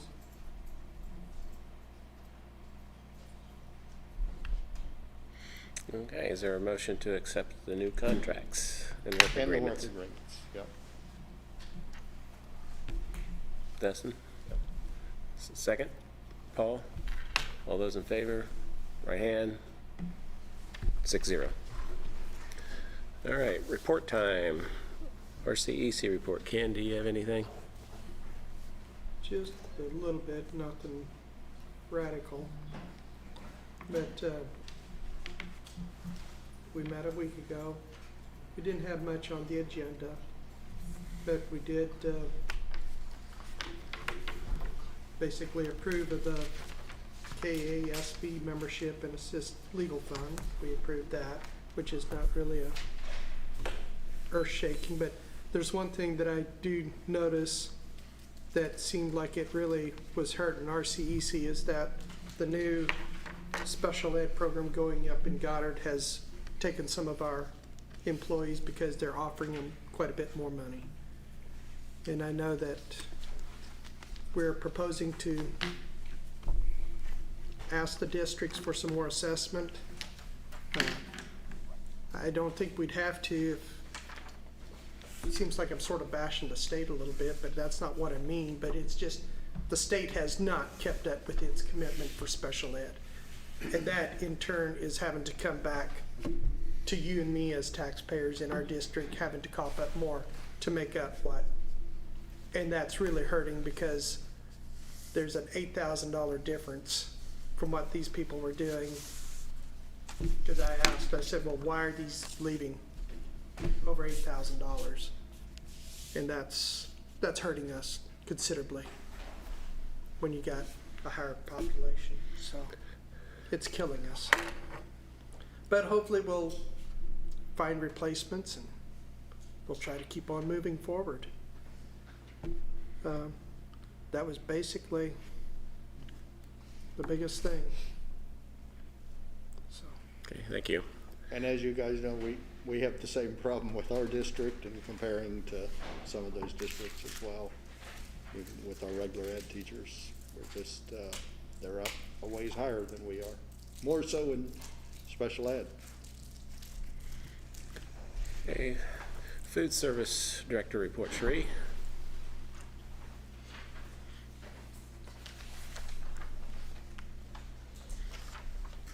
Okay, I'm gonna start out addressing the meal charge, not meal charges, but what the USDA is going to approve or hopefully approve for meal charges for students for next year. There's a huge push to keep it free for all students. Since COVID hit, which was March 2020, every meal, every student across the state has been free.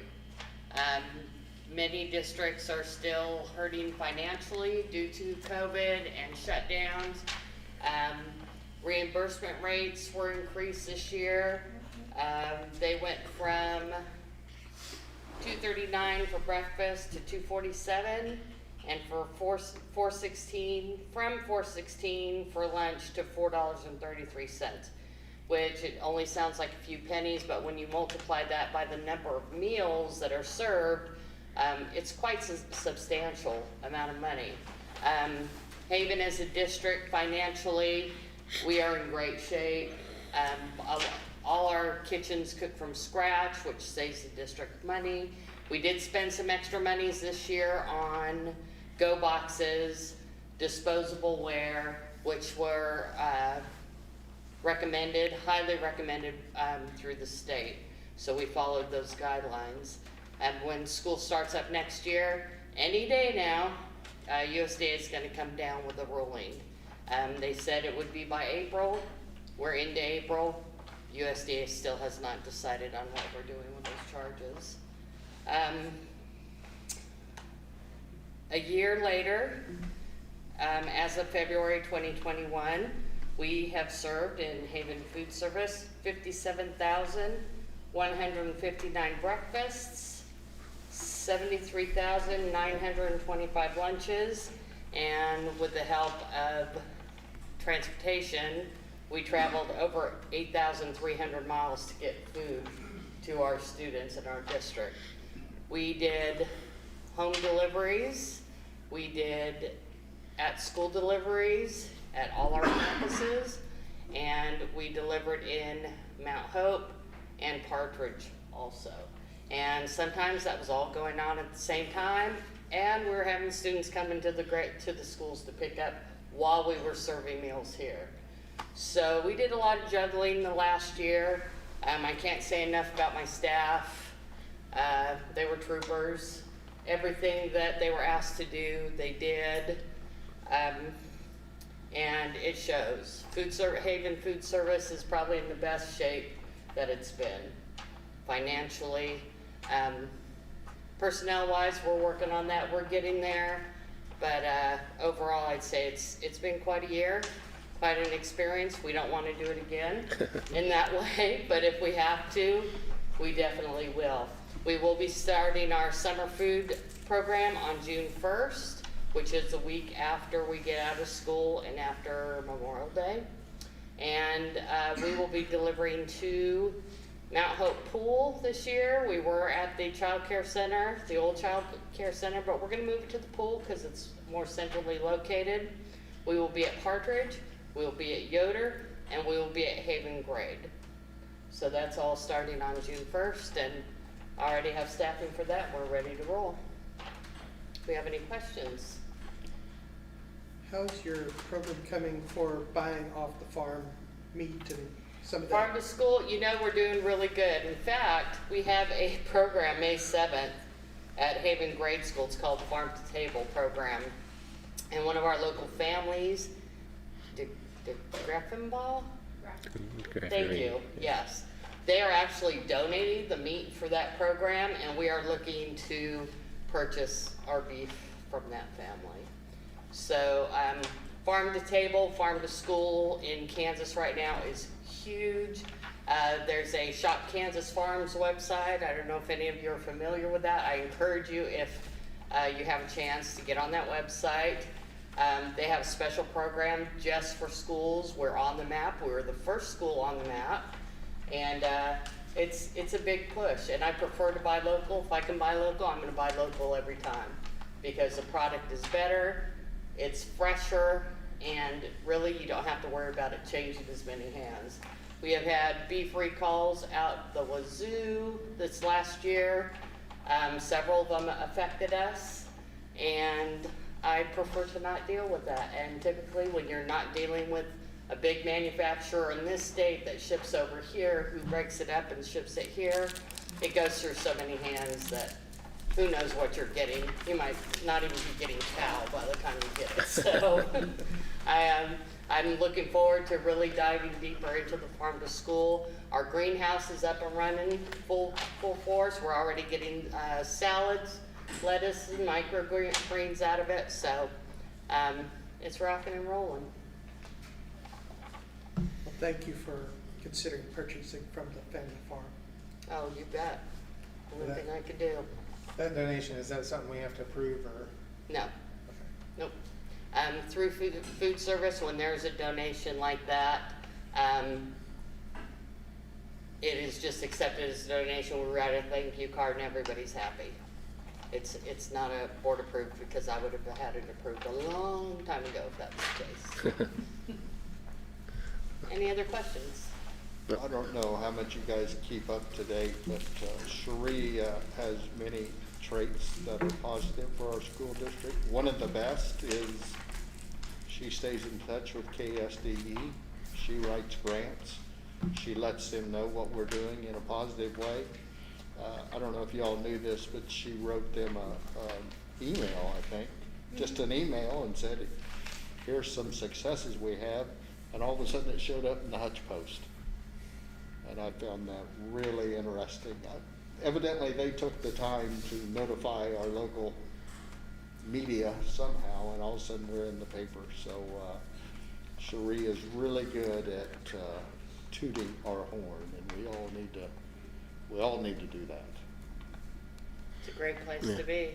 We have one of the best food services in the state, there's no doubt in my mind. And the students' attitudes reflect that. We have some happy kids. Thank you. Thank you for what you do. All right, board member reports. This time we'll go around the table if anybody has anything they want to say. Start with you, Paul. Good. John? I appreciate you guys putting an end to this. Ken? I was gonna ask about the greenhouse, cause I keep going by here and seeing that thing, and sometime I'd like to have whoever's responsible for running that thing, I would like to hear something, what they're doing with that. I mean, I may be sort of.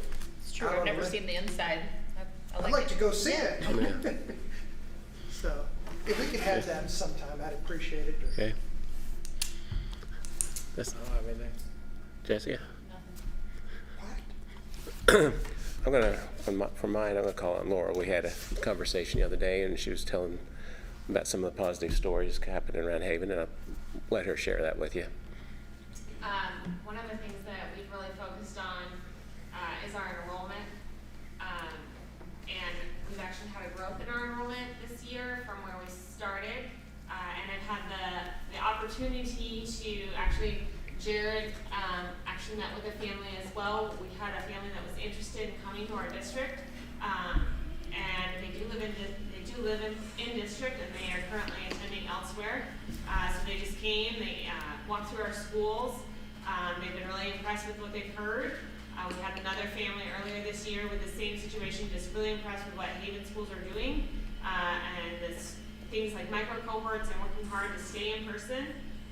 So we've had a couple families come to us through that. It's been pretty cool, and just to see families say, hey, we want to be a part of something that you guys are doing. We're hearing positive things.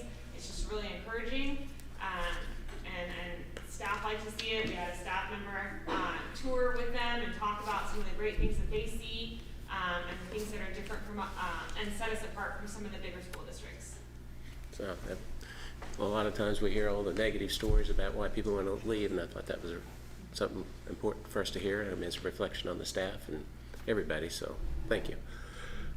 I guess I don't have anything else other than discussing maybe the next board meeting. Do we want to meet back in here, or do we want to go back to the district office? We've kind of removed the mask mandate and asking kids to be closer together, so what is the feeling? And how easy would all this be to set up over there? I guess would be. What's that? I guess the big question would be how easy would this be for Ken to set up over there? Does he need some time to prepare? Or? Squeeze it in. There might not have to be quite so much of it set up. Would be a little closer, so it might be a little easier. You know, it'd be easier for Danelle bringing supplies over. Well, two cameras should cover it pretty good in that narrow band of Uh-huh. so I won't have to flip so much between. Did we not used to broadcast it when we were there? Because we didn't have I any don't think cameras. we had the equipment to do it, We haven't been there for a long time. and it's been over a year, so I don't know if we can find our way back You had over one there. meeting there? So thoughts? Good to go back to the Go back to the district office. go back to the district office next month. Or can we go, if we have it here, I'd like to see the greenhouse. Yeah, we could go one more month here, and then if we could work that in as our presentation maybe for that next month, if that would work. I don't know what her schedule would be to, I just sent her an email, so. okay? Let her know your report and get it to her set up. So we'll plan on that unless it works out. We don't, if it doesn't work out, then we'll be back in the high school. Would that be okay? I mean, the district office? We'll plan to meet here in May. Yeah, And have that tour. if it works. So one more month here and then back to the district office. Okay? All right, it was always my job to make the motion to adjourn, so. Ken will get it now. All right, is there a second? Paul? All those in favor? So, and don't forget to sign the minutes over here. Yep. 6-0. And by the way, we have this resolution to Yeah. appoint hearing officer, so if you voted for it, you do need to sign it as well. Okay.